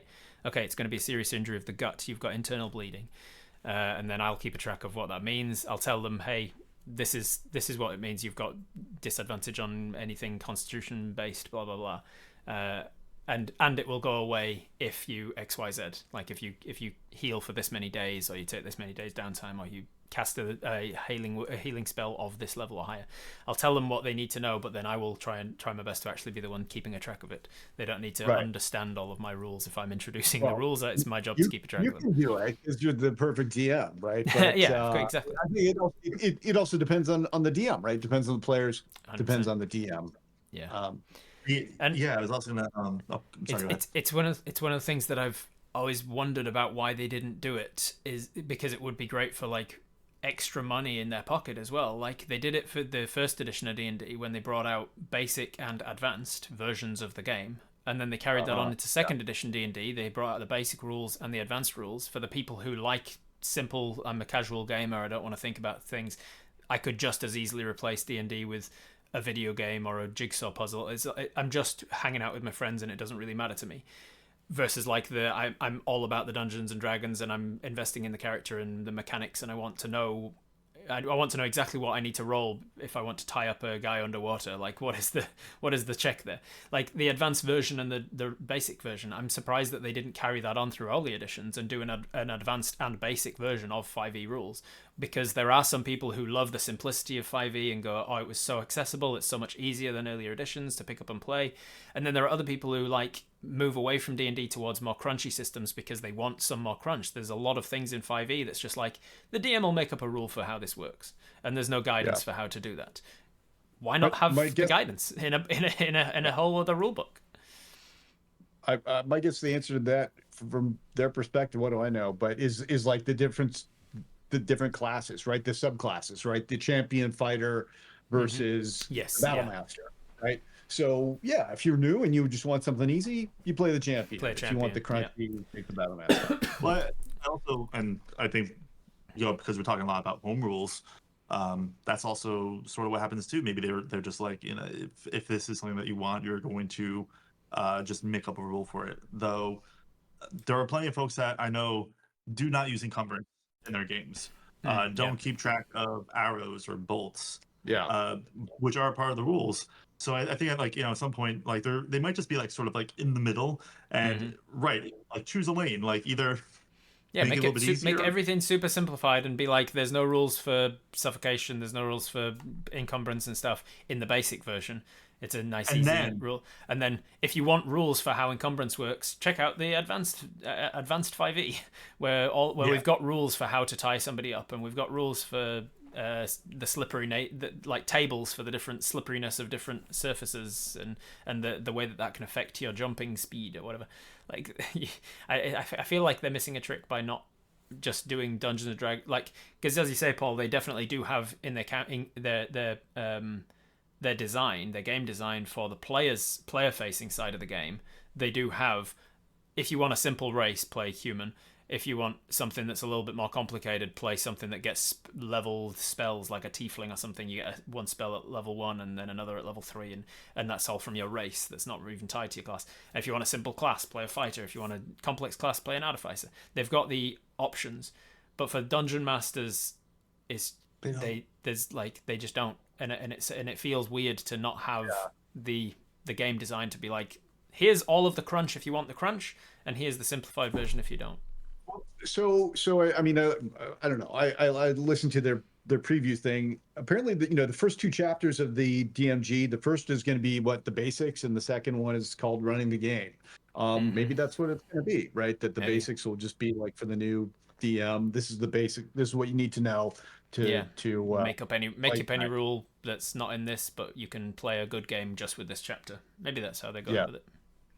It would be weird. It would be weird and out of character for Wizards of the Coast to put that into one book. If they have the opportunity to make money out of it by selling 2 books, it would be surprising for them to not go, here's an entire book called Dungeon Master's Guide Basic, and here's another book that you can buy. 2 books and a digital copy. And a digital copy that are not the same. I had somebody ask me the other day, somebody from the Viva guys was wanting to get into DMing. One of the camera guys was like starting to get into it, and he goes, if I buy the physical book, do I? And I was like, no. I cut him off immediately. I was like, no, you don't. Even though they even like, it made sense back when Wizards of the Coast and D&D Beyond were unaffiliated and it was a third party thing. Wizards of the Coast bought out D&D Beyond, and it's an official thing. It's an official digital marketplace for D&D Beyond, Wizards of the Coast, blah blah blah. And it's still just like there's no like QR code in the front cover of the book that's like, oh, now I've bought the book and I get the digital copy, whatever. We're running out of time, and I want to make sure that we have time for questions that have been coming in from the audience. Right. So let's just talk a little more in depth about boss battles, because we've been talking about D&D in general, but like let's talk about boss battles and what it is you do, how it came about, and what you're working on towards the future of boss battles. I think it's still changing. We're kind of learning about what's the best format. Yeah. And one thing that we encountered, I think, with longer videos, we got to do something because it's hard, especially when you're a new channel, like, oh, here's a 3-hour video, right? Yeah. And so I think our next video is going to be, we're going to put out the full battle, but then the commentary part is going to be highlights.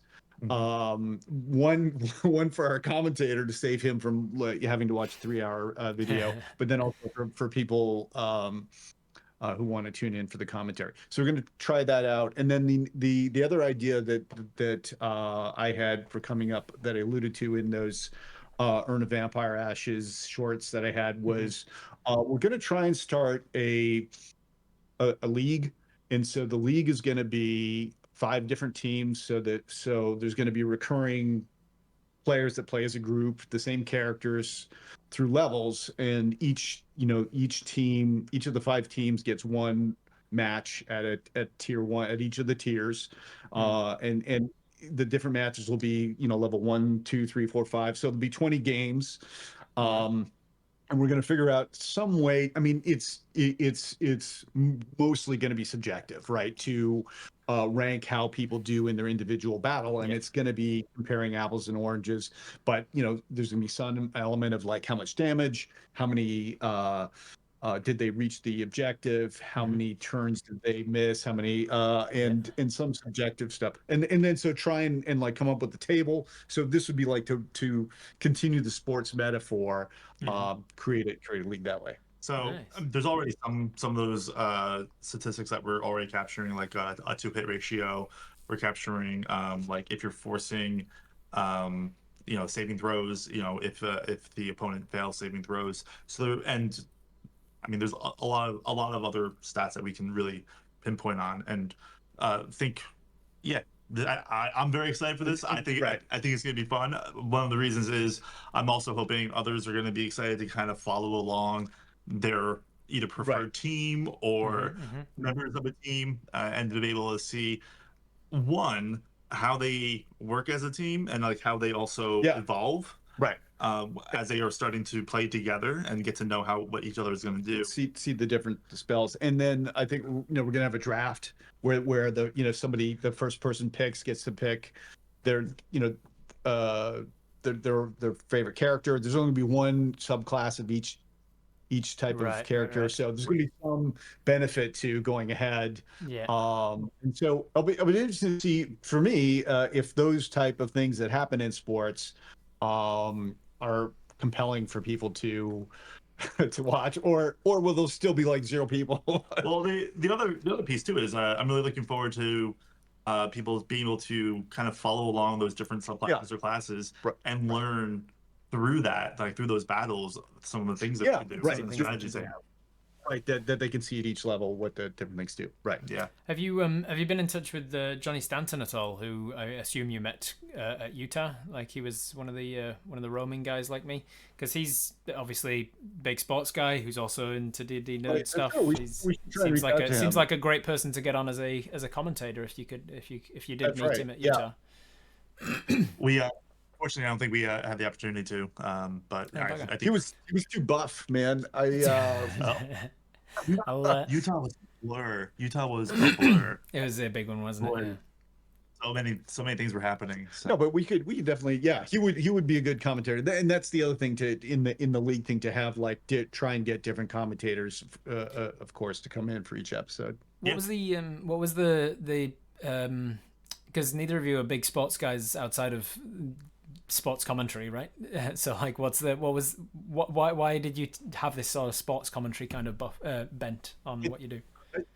I thought it mirrored the how I learned, was like to have an example, stop, and let's take a look at it. And so it's not the fact that it was sports, it's just the style of sports commentary happened to work with. I mean, I do find like I think I'm a fan of sports, like the Olympics. I really love the Olympics. I think it's compelling because you're seeing the tip of the iceberg, where there's so much time invested in these things, and in there's like one moment, and it means so much to all those people. And in the same sense, I think finals of anything is compelling to me. And I guess over time, because my dad was a big sports fan, ice hockey, I think some of the flavor of those commentators has always stuck with me, and that there's an opportunity here to be like be funny and entertaining. So for me it was, and I mentioned earlier, I listen to a lot of D&D content. I listen to a lot of live plays. I subscribe to YouTube Premium, so I don't have to listen to ads and such. I'll just put it on as I'm mowing the lawn, doing housework or what have you. And I found myself during the live play, like during the battle scenes of live play, just in my mind's eye, imagining what is happening, because I'm not watching the screen. And then I'm thinking, okay, well, I know what class this person is. I know what options they have. What are they going to do? And it just sort of was born out of that same idea of listening to the battle, but maybe for an audience that may not understand all the options that are available. And then like that's sort of the same thing. It's like how to make this battle interesting, because I really do think one thing I hear is from a lot of live plays, like the battles may not be as interesting. More people may be focused on the role play, and I get that. For me, a battle can be very interesting because I know a lot of the options, and I want to know what they're going to choose. And the idea being that maybe not everyone knows all the options, so that they can see what is going on. Yeah. And being able to turn the negative into a constructive as well. Like you'll see a lot of people who are super rules nerds and super into like, oh, I know what all the options are for that subclass. They'll be commenting on live plays being like, they didn't play it in the optimal way because they should have cast Hex first as a bonus action, and then they would have got the extra damage because of blah blah blah, and then they could have, and like instead of just putting it out there as negativity to turn that into a commentary thing of being like, it's an interesting choice here to not use Hex because it would have been blah blah blah, but by not casting the Hex this turn, they've kept a hold of that spell slot and they've got a bonus action that they ended up using for this other thing instead. So maybe that'll pay off, maybe it won't. Let's see. And then you can.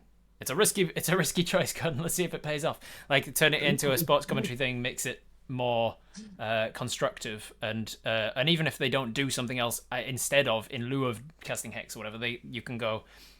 So the player obviously missed in this moment that they could have cast Hex because as part of this subclass, which maybe they don't know, maybe they're new to playing the class, but as part of the subclass, you actually get to cast Hex for free because blah blah blah. So maybe they forgot that. Let's see if they pick up on it later. And I think you really hit on a point that I know is something that we are really cognizant of, and that is having a very positive view. One thing, and it can be very like you can think like, oh, like you're doing sports commentary, it can be a very negative experience. You are critiquing how other people are playing a game. You're critiquing other people's fun. So it can be very negative. So I think it is super important to be very positive in those situations. And to say, well, there's a lot of options open. Someone may not have done it this way, they've done it that way. And then also to go back and be like, oh, they had chosen something different, and now we are, and now it seems to have paid off. I'm okay if you're negative about me, actually. Like, if you tell me I'm rubbish, like that's. Oh, thank God! I've been holding back. All right, let me get my notebook out. Yeah, totally. Right. Keeping a check. Do you have a table for that?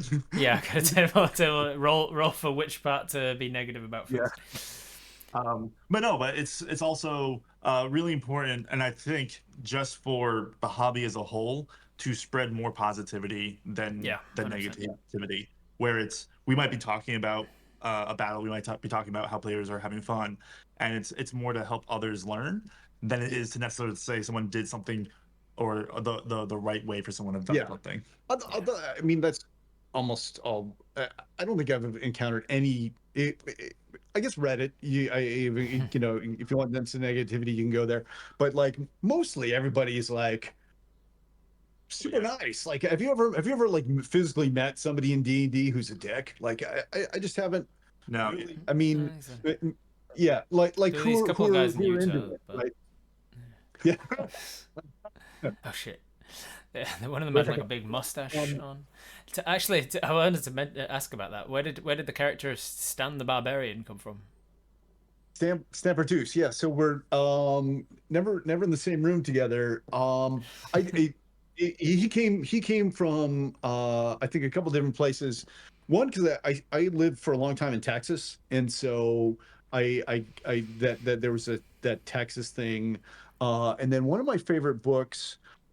Because I was in Texas, was Larry McMurtry, Lonesome Dove, and there's this really good audio version where the narrator gives voice to one of the characters who sounds a lot to me a lot like Stan. So I got those things for Stan Partus. Also, and this was something that just that I didn't expect from doing cosplays that normally, and really from doing this channel. Normally I'm extremely introverted. Like at work, I'm not, because I have to go in and talk to patients, and that's my job. And there's kind of this immediate intimacy that I do like about that. And I think also that is available in cosplay is that, like, it's not me, it's Stan.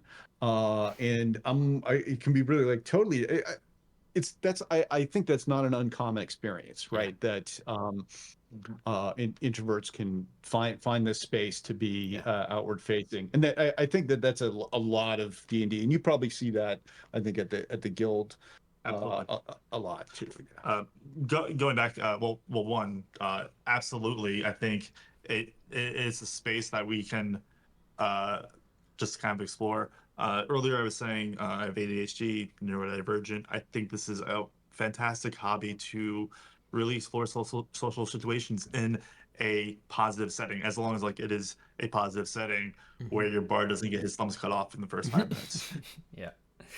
Yeah, for sure.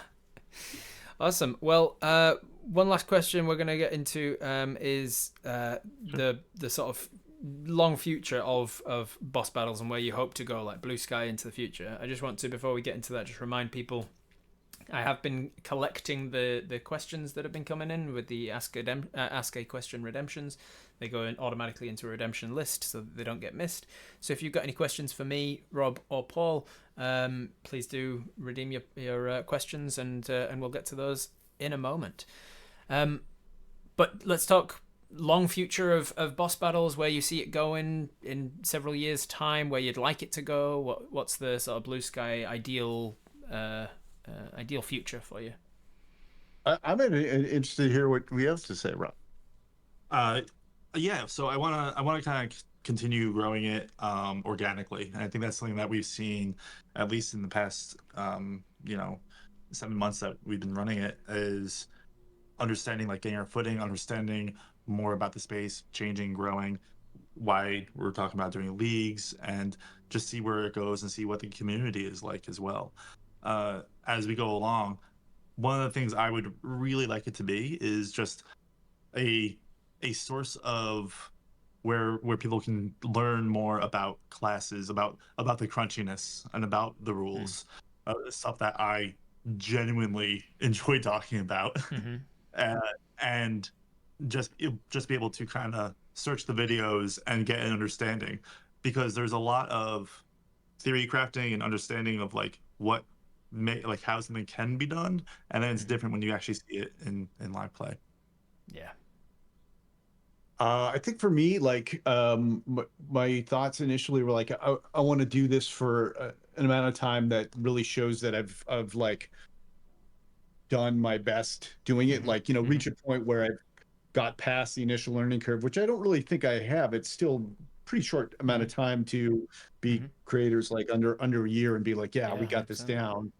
And then I think for me personally, like, I could probably walk away feeling satisfied if I was at the point where I was getting some of my heroes in the community who are like, yeah, I'll come on your show. That would be extremely gratifying to me. Like, yeah, I got to, that this person thought what I was doing was worthwhile, and it's like thinks it's cool. So yeah. So I guess just very short-term thoughts for me. Yeah, because I think taking it as it comes, not putting expectations on it too much into the future, just being like, we'll keep going organically where it goes, and hopefully it gets to a point where I got a question for you. Is that okay? So is it the case, right, that once something you love becomes how you make your way in life, how much more difficult or less fun does that become? Yeah, I was literally just talking to somebody on Thursday night about this, because I met up with a guy, just accidentally crossed paths with a fellow that I used to work with at the zoo, and he was a photographer at the zoo, and that was his main sort of job, and he said, like, oh, how are you doing? We were doing the sort of small talk catch up stuff. We hadn't seen each other in years. And he goes, oh, I gave up the photography business. I was like, oh shit, that's huge. That was like your biggest passion. He goes, exactly. And turning it into a job made it not fun. And so I'm still doing photography. I'm just not getting paid for it anymore. I sell people timber or whatever now. I drive around doing construction supplies and things. I was like, oh, that makes a lot of sense. And I said, I can relate, because the often touted saying is, find a job you love and you'll never work a day in your life. And it's absolute bullshit, because that's not the case.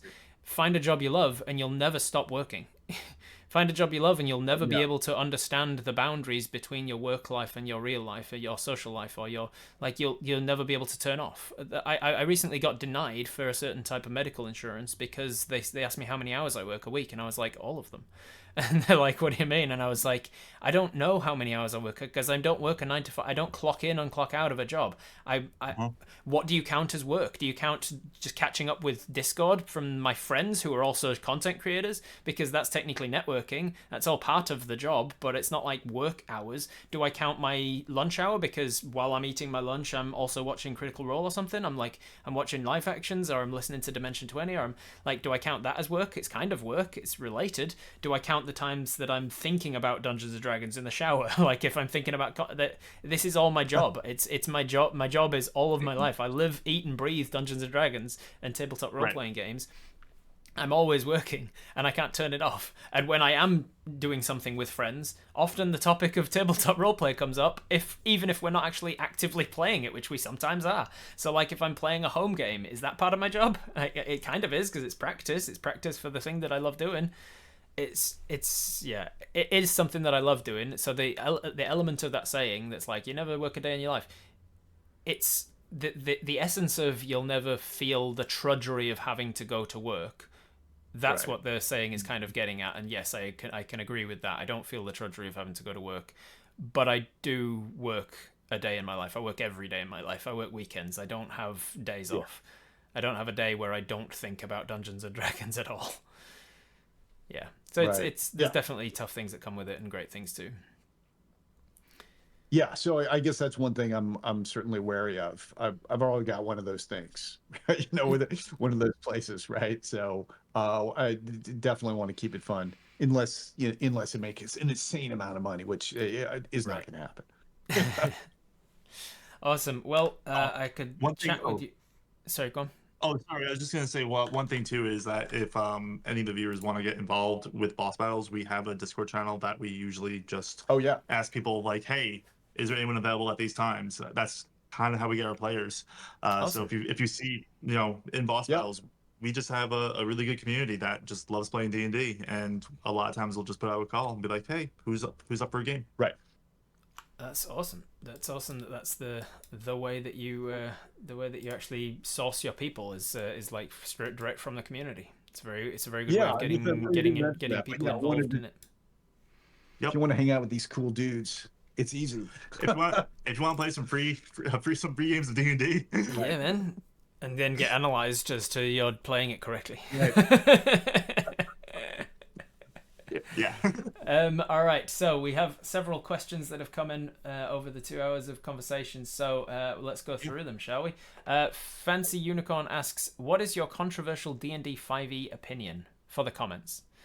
This was way back at the start of the chat when we were talking about algorithm baiting. I have a very controversial one, so I'll let you go first, Paul. No, I can't even think of one. Paladin is my least favorite class. Least favorite. I do not like I joke around about why. I think the power discrepancy between a paladin and a monk is the gap is too wide, and I think paladins have too much. They take paladins have way too much. And it comes up with the stuff that they've brought out for the 2024 PHB, and they talked about paladins, and they nerfed smite, which is the one element of paladin nobody was complaining about, and everybody they didn't nerf the aura. The aura is the biggest problem. Nobody can hit a paladin ever because they've got such an enormous armor class. And normally when you've got a creature with a huge armor class, at least they've got a terrible dexterity, so you can hit them with a fireball or something to still get through that. Yes, you can't hit your 23 armor class, but you can target their saving throws instead. But nope, you can't target their saving throws if they've got their charisma modifier added to all of their saving throws. Oh well, at least I can force them to do their job as a healer by targeting their friends. And then it's like, yeah, you're not being targeted, but now your friends are being targeted. Nope, they've also got your charisma modifier added to their saving throws as well. It's just it's too powerful. A game that is run with a paladin in it, a high level paladin especially, is a very different game to prepare for than a game that does not have a paladin in it. As a dungeon master, you are designing those encounters very differently, knowing there's a paladin in it or not. So I'm with you there. They should have absolutely nerfed the paladin's aura. Whereas the smite, generally in my experience, when somebody pumps in a smite, it's like, yeah, everybody at the table's like, woo, hit him with smite damage. And that's fun. And yeah, again, they took away an element of fun. The aura though, or advantage on saving throws, or not being able to get frightened, or immune to disease and poison and stuff, and so you can't really hit them with, and then rules is written the way they move curses and stuff, so you hit them with anything. You hit them with a disease, you hit them with a poison, you hit them with a werewolf curse, and they go, lay on hands, I'm done, I'm fine, no problem, no story there.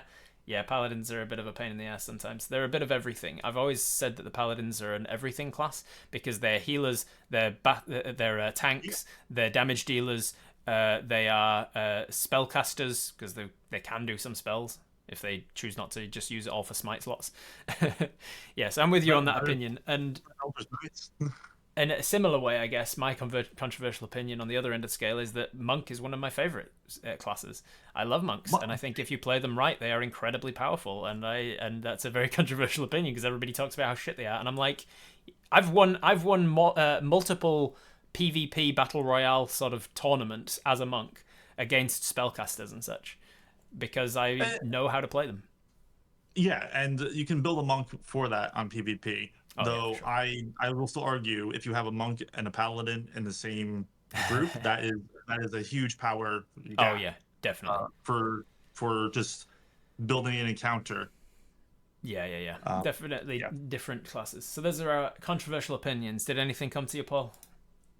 Clerics, I don't like them. I find them boring. Yeah. And I think that's a throwback to like first edition. I know they got more stuff to do now, but it just I can't get past the healing stuff. Just take a potion. You Yeah, don't right. need a cleric. Fair enough. Estelry Dragon asks, with the 2024 rule set coming out, do you think it's a positive thing or could it divide the fan base? I've seen mixed opinions on the changes online. I think everything divides the fan base. There's nothing new here. Everything that is released, some people love it, some people hate it. Most people are on the fence about it, but you don't hear their opinion because they're not vocal about the fact that they don't care. Like if their opinion is meh, they're not going to get on Reddits and start ranting about it. Um, Paul, I'm kind of excited. I guess when I think of D&D, I guess I still really like D&D. Like when I see like Jeremy Crawford, like he seems like a nice guy. Like Mm-hmm. and so I guess I still have that real positivity towards it. That they're like trying to fix some things. I like that. Of course, there's a big corporation behind it, and they're trying to make money. I don't know. so yeah, what I would say is one, if it divides folks, I don't necessarily say it's a bad thing.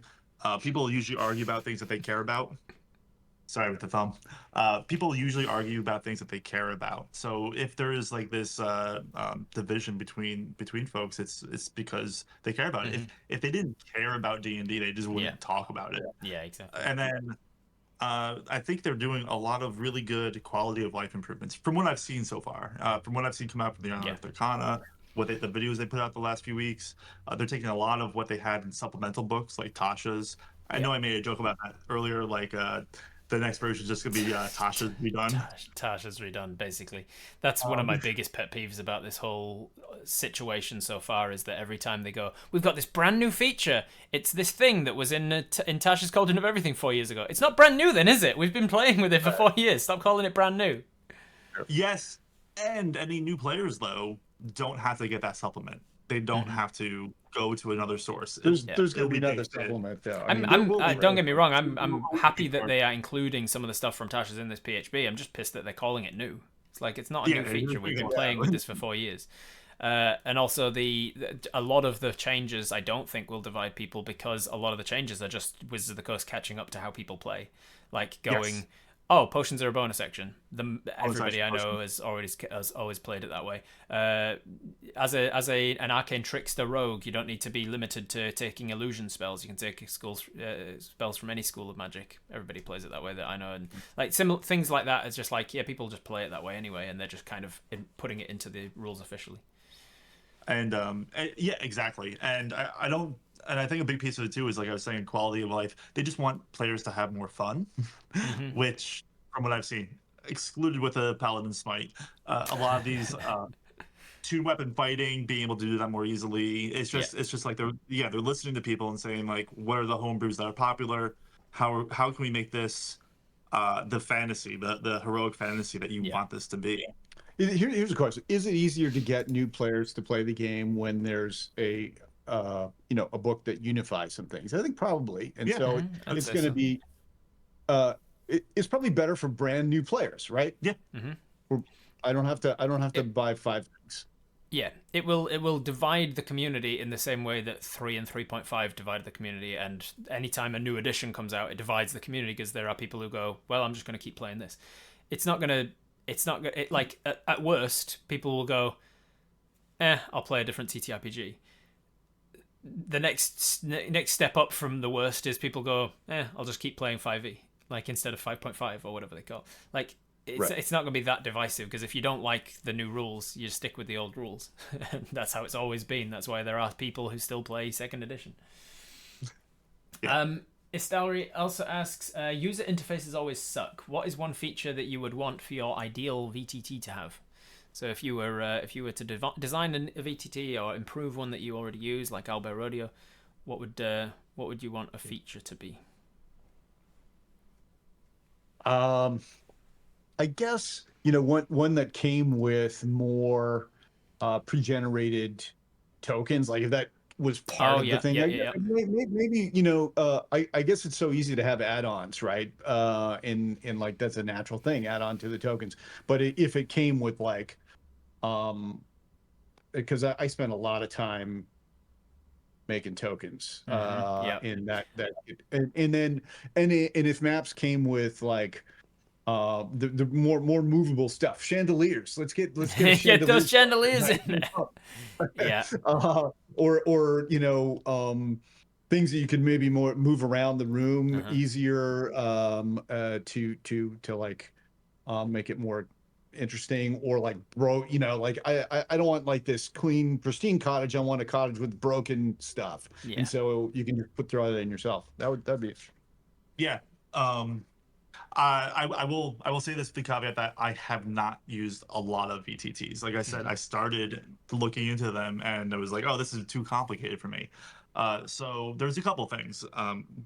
One, accessibility and usability design, I think, is paramount. Sure.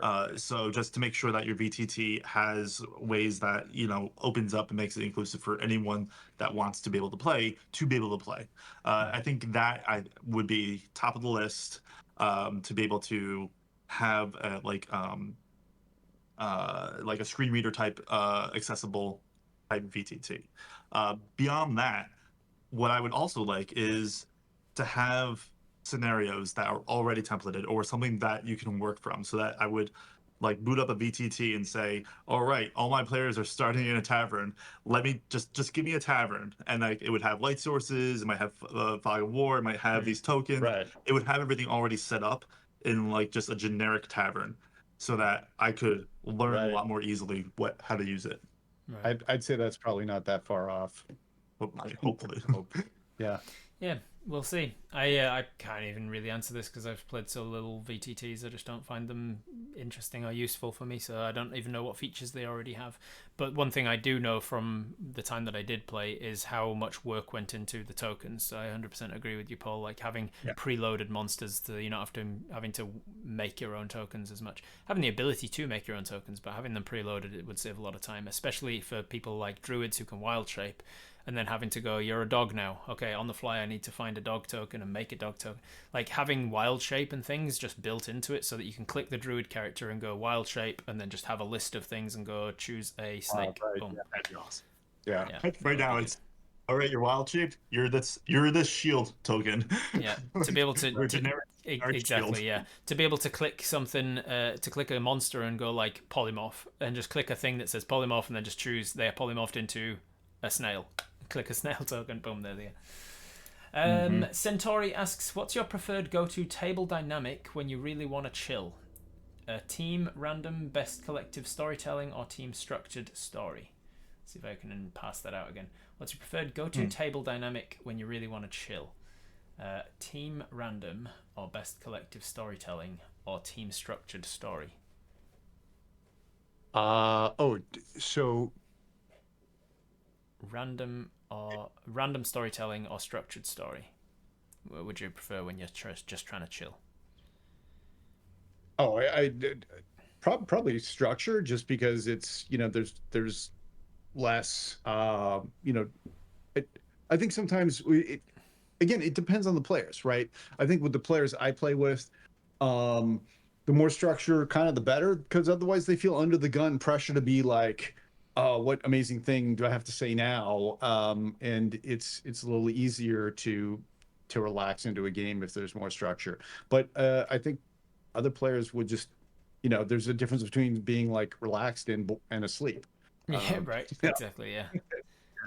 We didn't get too much into it, but I would consider myself a professional DM because I get paid to DM at the cafe. And with that being said, like I want to make sure that every time I DM, I want to make sure that there's something there for someone. So not necessarily like chill. I would say I always have a three structured sort of session that in 4 hours time there will be a social encounter, there'll be a skill challenge, and there'll be combat. Because I want to make sure that everyone at the table gets a taste of something that they like. Nice. So without knowing exactly who's at the table, I would say that's generally the structure I would pick, because out of those three, usually everyone at the table is going to be there for one of those reasons. Yeah, for sure. That's a good way to do it. I'd say, yeah, if I'm understanding the question, I think I prefer structure when I'm running games because it gives me the chance to relax into it because I know what's coming. I'm not on edge the whole time improvising and feeling like, oh shit, what's next? What's next? Trying to stay one step ahead, like laying the track before the train. And if I was just trying to chill with friends, then I'm happy with the DM having structured a story or just kind of improvising and winging it because I'm just there to chill with friends and it doesn't really matter. Shinisakai asks, with your time-sensitive timelines, are they dynamic? For instance, do you use the milestone principle to say start a certain time-sensitive quest line or that type of thing, or do you go off the idea that you want the campaign X amount of months and adjust it from there? I think this is in relation to when I was talking about it taking so many days to level up and there's time-sensitive things happening. Are they dynamic? Definitely, yes. I don't ever go into a campaign thinking this is going to take X amount of months, with the exception of the Viva La Dirt League main flagship campaign, where the end game was always going to be 1 year after the start date of the campaign because it was a political themed reason, and like there was a new election happening a year in advance, and they needed to stop the evil High Sorcerer from getting elected, so they needed to go from level 1 to level 20 before the Sabtation Day when he would get elected, and that's kind of the time crunch on that campaign. But otherwise, yeah, my campaigns run as long as they need to run. Centauri asks, what's your favorite homebrew creature or thing that you've come across in a game that you were definitely not expecting to run into? Oh, okay.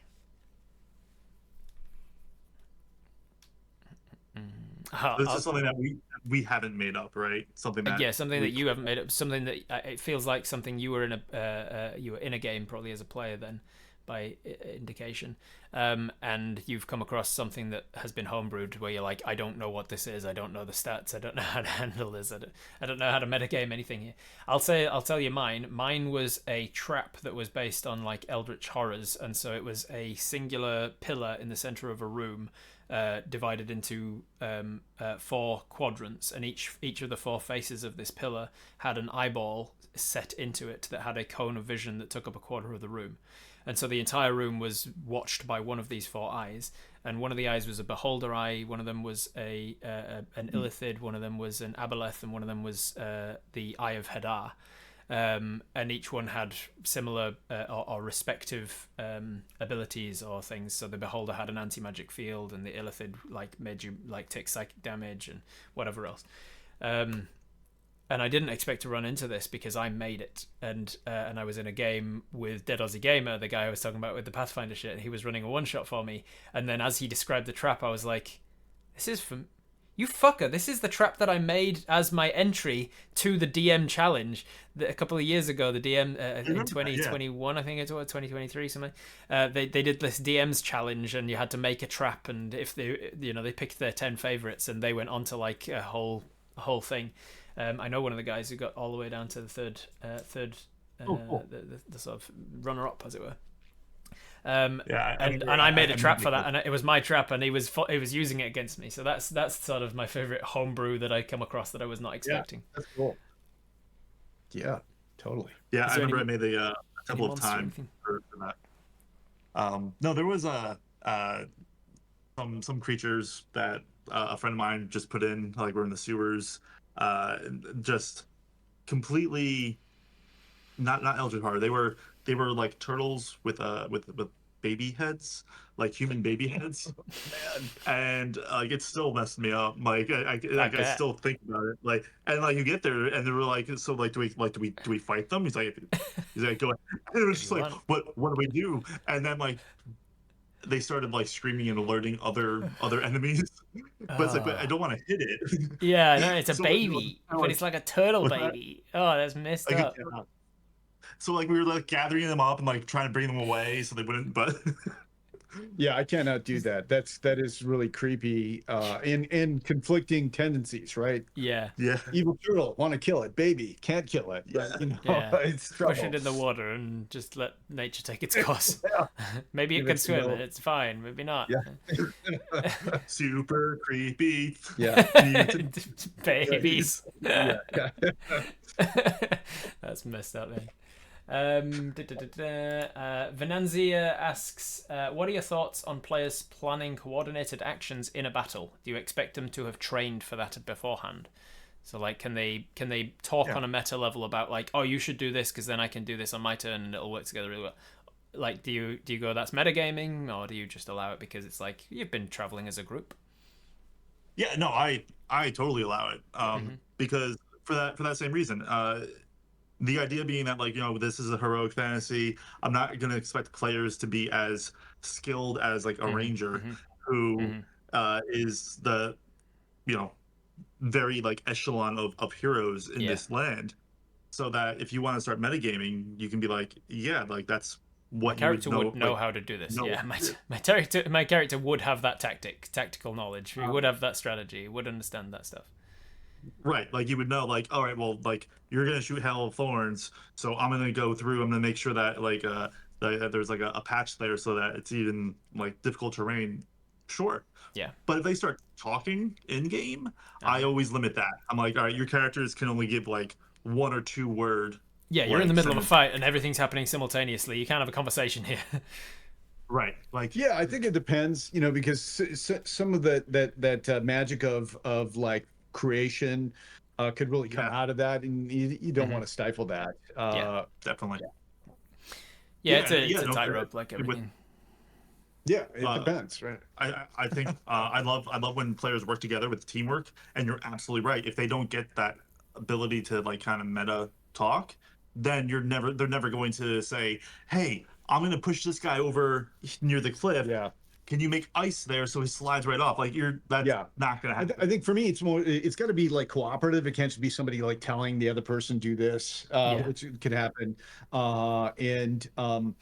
It has to, you have to put some limit on it, because then it just gets boring. Like the turns drag on for 45 minutes. Right? Yeah, everybody taking a diplomatic decision on every move. What does everybody think I should do on my turn? It takes forever. Yeah, I've stolen this from Blades in the Dark, and also I believe that it was an EX Exandria Unlimited thing that I think Abrian Iyengar ran, where it was the flashbacks. So if they're doing a heist or something, or if they're going somewhere, 100%. I say you don't have to plan. Like, we're not doing 2 hours of planning just for that plan to just get ruined in 5 minutes. We're going when you want to use it. Use a flashback token, and we'll keep the story. That's cool. 100%. Yeah, I do that. I do that as well. And the only time I limit like interaction within like people reminding, oh, you could do Hintersmack, or you could do the ice thing so that I can push the blah blah blah. If that's a party that's been traveling together forever, I 100% allow it, because like, yes, probably in all of the time that we don't see on camera, as it were, of the 8 hours that we skip over of a long rest, they've got time to talk for 2 hours while they're on watch. They probably have strategized about things. Hey, it's really useful, your ice magic. I'm really strong. I can push people. Like when we get into a situation where there's a cliff, ice them up and I'll push them over. They've probably strategized. The times that I kind of crack down on it is if we're starting a new campaign with new players. They don't know, the characters don't know each other, and it's like you're all in a tavern and you don't really know each other, but then something attacks the tavern and suddenly you're thrust into fighting together. I'd be like, you don't know what magic he has. He's a patron on the other side of the bar. You've never had time to have strategized this particular fight. Yeah, that makes sense. Istalri asks, so when is Robert Hartley going to be on Boss Battles? It's a good question. I don't know. Oh, yeah. Whenever Robert wants to. Probably not this year because I've got I'm traveling in about 3 weeks to Gen Con, and then I'm taking 2.5 months of travel to do all sorts of like in-person games with people and to see people. Hopefully, catch up with you in New York if possible. Then I go to the UK to meet up with my nieces and nephews for the first time since they were born several years ago. Never met them, which is going to be pretty cool. And then I go to Germany. Then I go to Australia for PAX Australia in October. Then I come back to New Zealand finally, like 2.5 months from now. And I'm back in New Zealand for like a month or two before I go traveling again to Perth. So it's going to be a big year for the rest of the year. But maybe next year. Maybe I'd love to be a commentator. I got a very. It'd be funny to have awesome. two Rob commentators because it seems that Rob and I both have this Wikipedia-esque knowledge of the player's handbook, and I know all the rules, right. I know all the classes, I know everything that everybody can do, and I'm like, oh, interesting that he didn't use this feature or that feature or this spell or whatever. Yep. So yeah, would be a fun commentator. And then the final question came from Wolf. What is your Discord channel? What a perfect question to end on. How do they find you? How do they get to find where you're at? So yeah, our Discord channel. I think I sent you the link to it. Hopefully you can put it in there. If I find it, I can grab it and put it in the chat. Here we go. I think we're Boss Battles. Is it? I think it's Boss Battles. There we go. Yeah. Go there and right here. I got it. Copy. Yep. You got it. Yep, I got it right here, and then I'll put it in the chat. But bam! If you want to join the Boss Battles Discord, there is the link to it, where you can. Yeah, please. That'd be awesome. We'd love to see you. Yeah, I know. And that's where you tend to draw your players from. You say in the Discord. And is anyone available at this time? This is when we're filming. Right. And I tend to run practices as well, like a practice session first. And so if you don't want to be on film, you can just play. Yeah. Nice. Yeah. Very cool. Again, we appreciate everyone that is on Discord, everyone that does go into and plays our games, because it's a huge part. And I mean, that's what we comment on. So, if you join up, thank you.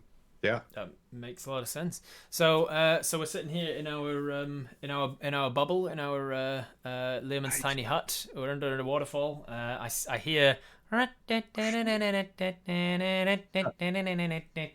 we realize, oh god, they're getting close to the founders.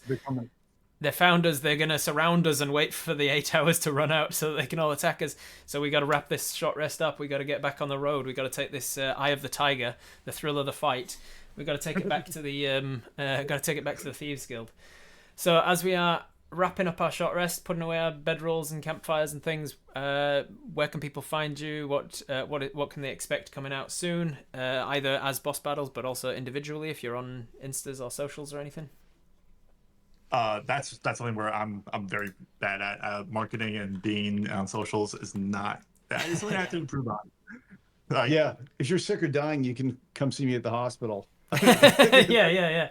Find me at the hospital. So I guess the best place is our Discord channel. That's where we're going to be doing a lot of that's where you can get Discord or YouTube. Yeah, if you can find us on YouTube, also has a link to the Discord. But yeah, that's where our main interface is. Definitely there's we have more than a handful, but we're still a small channel. If you make it onto our Discord, we're going to be there to talk to you. Yep. Love to see you there. Yeah.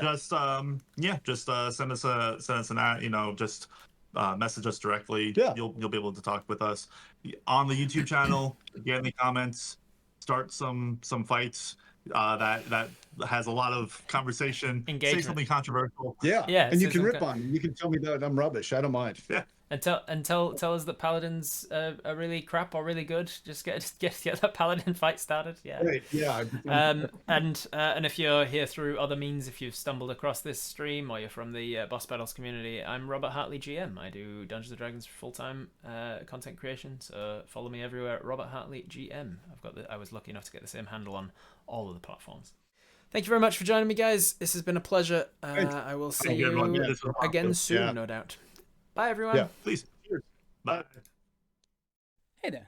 Thanks for watching this video. It really means a lot to me. And if you want to support me in ways that doesn't cost you anything, you can tell your friends or colleagues or family or Reddit threads or just post the video somewhere. Thanks.